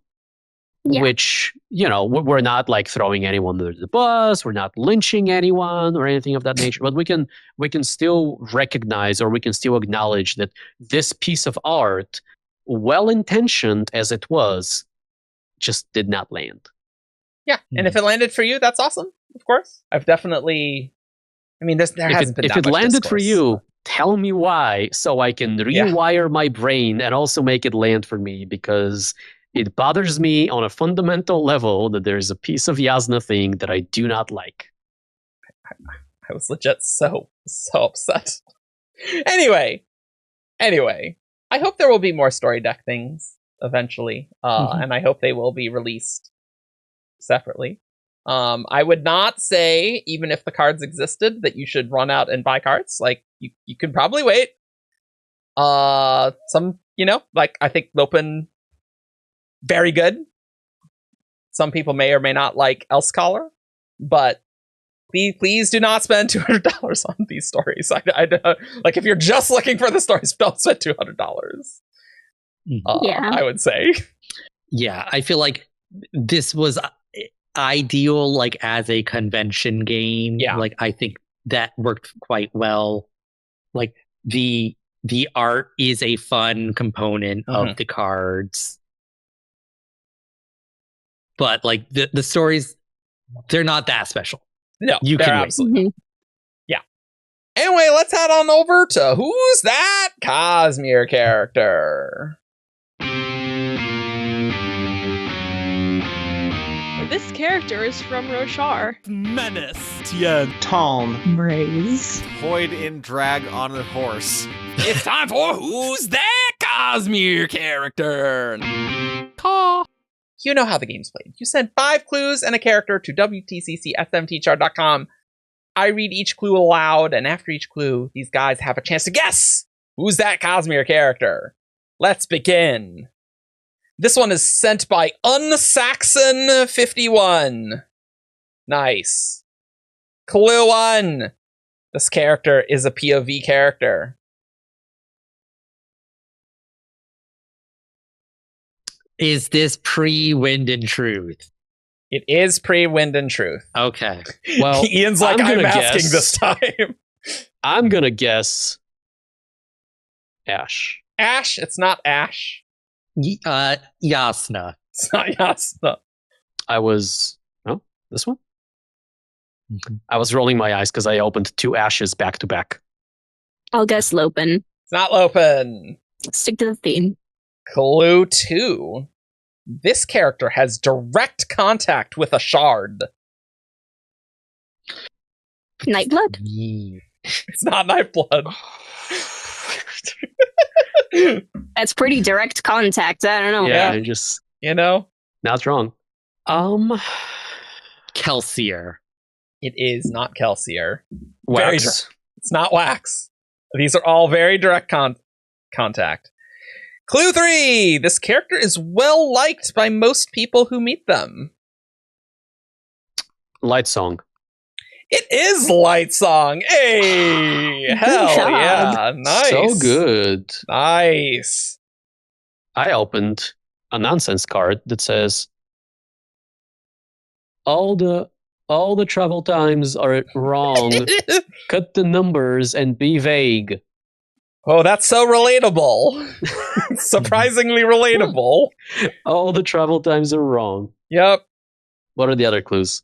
Clue 4 is this character is critical of religion, and clue 5, this character has died more than once. Love dying more than once. Yep. I don't. All right. I like not dying, personally. Don't knock it. I till mean, you if I try have it. to die, I would like to die more than once because that means death is That's not true. permanent. That's true. This next one is going to be from our Who's That Cosmere character priority queue, which you can submit to if you are a Herald on Patreon. But you do not need to suffer on Braze. You only get benefits of getting your Who's That Cosmere characters sent in and read sooner. Or, yeah. Really Bitch is as good as ever. comparatively. Comparatively sooner. And so this one is from Coolio Colophon. Yep. Oh, I think I read. I think I read one of theirs on a recent episode. Ah. Clue 1. This character is an artist. Elhokar. Dandos the Oil Sworn. It's not Dandos the Oilstorm. It's not Elhokar. Is that what you said? I was also going to get Dandos. That is what. Well, but that's because you got a Dandos the Oilsworn, like Well, a yes. god. Yes. Which was a priority An one. artist. Yeah. An artist. Bloody tan. It's not bloody I mean, man, modern art, it's crazy. Clue 2. This character has interacted with Hoyd. Hoyt. Makiakie Lunamore. No. What did you say, Evgeni? I guess Hoyd. It's not Hoyd. Painter Nicaro. Not Painter. Like that. All right. Clue 3. This character likes to work out. What's his name? It starts with a T. It's the one of the other painters that The like workout. Sujo or Torijo, like It's 5 letters. Starts with a T. No, Not Torio is the Torio. name of the world. Okay. Isn't it? Torio is the country. You've identified the person, and it starts with a T and has 5 letters, and it's Tojin. Yeah. I got the J. I got the J. Yeah. Well, I got the tuh, Yeah, so- yeah. You guys knew. Originally, the workout one was Clue 2, and so I'm like, I get points for saying painter. Yeah, no. I knew I it was was like, a- oh, you're right there. Yeah, I know. I was like, oh man, I got Ooh. zeroed in on the world. You did immediately. And Clue 4 would have been this character's planet's shard is splintered. Oh. And then I think that would have been a better earlier clue because like the number of people who like to work out is like in Brandon's books. I would end with that, but all of these other ones, I'm like, ooh, shifting the order. I'm not sure. The Clue 5 was this character eats at a Spren-owned establishment. Oh yeah. So it's very specific clues. Like they also. I got a shiny nail. hell yeah. Woo-woo. Also, they say that hanging a coat on Hoyd counts as an interaction, I think. And I I agree. I would agree. Yeah. I agree. That's what I was going for Yeah, with great, Nicaro. Perfect. Well, Nicaro also interacts more with him, I think, later. Oh no, I don't think so. I don't think so. No, I think when Hoyd wakes up, he just like sees them out the window or something. Yeah. Yeah, I don't think so. Mhm. All right, everyone. Well, thank you for watching this episode that, oh man, it was longer than I expected it to be, but It was twice as long. Like wow. well, Us have a mini episode? Nah, never. well, I despair that this episode is this long, because it means, like, if we couldn't make this episode long, I don't think we can make any episode. I'm just saying. Sorry, if we couldn't make this short. I needed to talk about the barriers. Anyway. Well, but we figured it out. Like we landed on okay. It's good talk. There's a random singer in Celebrant for some reason. We all know that. We don't know how or why, but it's possible. Good. And this is the Everstorm that is still traveling towards Narok. Yeah. So it's all good. I think it's good. So anyway, let's close this so that we don't keep padding time. Not that we padded. Here, let's do one final pack. Fine. I'm sure the audio listeners like in this last little bit the crinkling that you're doing that I'm going to desperately try and edit out here. So I appreciate that. It's ASMR. No. Well, you can do a video. Oh, so that's got to be right after Ash then. Is this Tom? That's Tom. No. Isn't this bottom middle? Yeah. No, that's in the middle. Oh, it's middle. Oh, that's middle. Then Zvedel. Which is Hylia. Oh yeah. One of those Prala. two. Yeah, Prala. Okay. And we also have a shiny something here. Nice. Hell yeah. Okay. You can find us on 17shard.com for all the news, discussion, theories, and fun that you could ever want. We got a very busy Discord server that has now over 21,000 people, which is crazy. And so many people. You can support us on Patreon for as little as $1 a month. We commission awesome art, which has just been it's really stellar. Evgeni's got he's got the good artists on lock here, guys. I got them in my dungeon. Okay. I thought you were about treating artists well, Evgeni. I am feeding them only caviar and nothing else. Okay, great. That sounds healthy. That sounds. I was about to say that doesn't sound like. You're really endearing. Okay, great. We post on Blue Sky now. Cool. We do. That's nice. You get a reverse chronological feed like it's 2009. Wow, it's crazy. You can choose your own destiny in there. Yeah, maybe. Destiny, maybe. Well, no, you get to choose it, but we may, when we steal something from you, maybe it's destiny, maybe it's something else. True. It's destiny. That's a hemallergic joke. Just very on topic for this particular episode.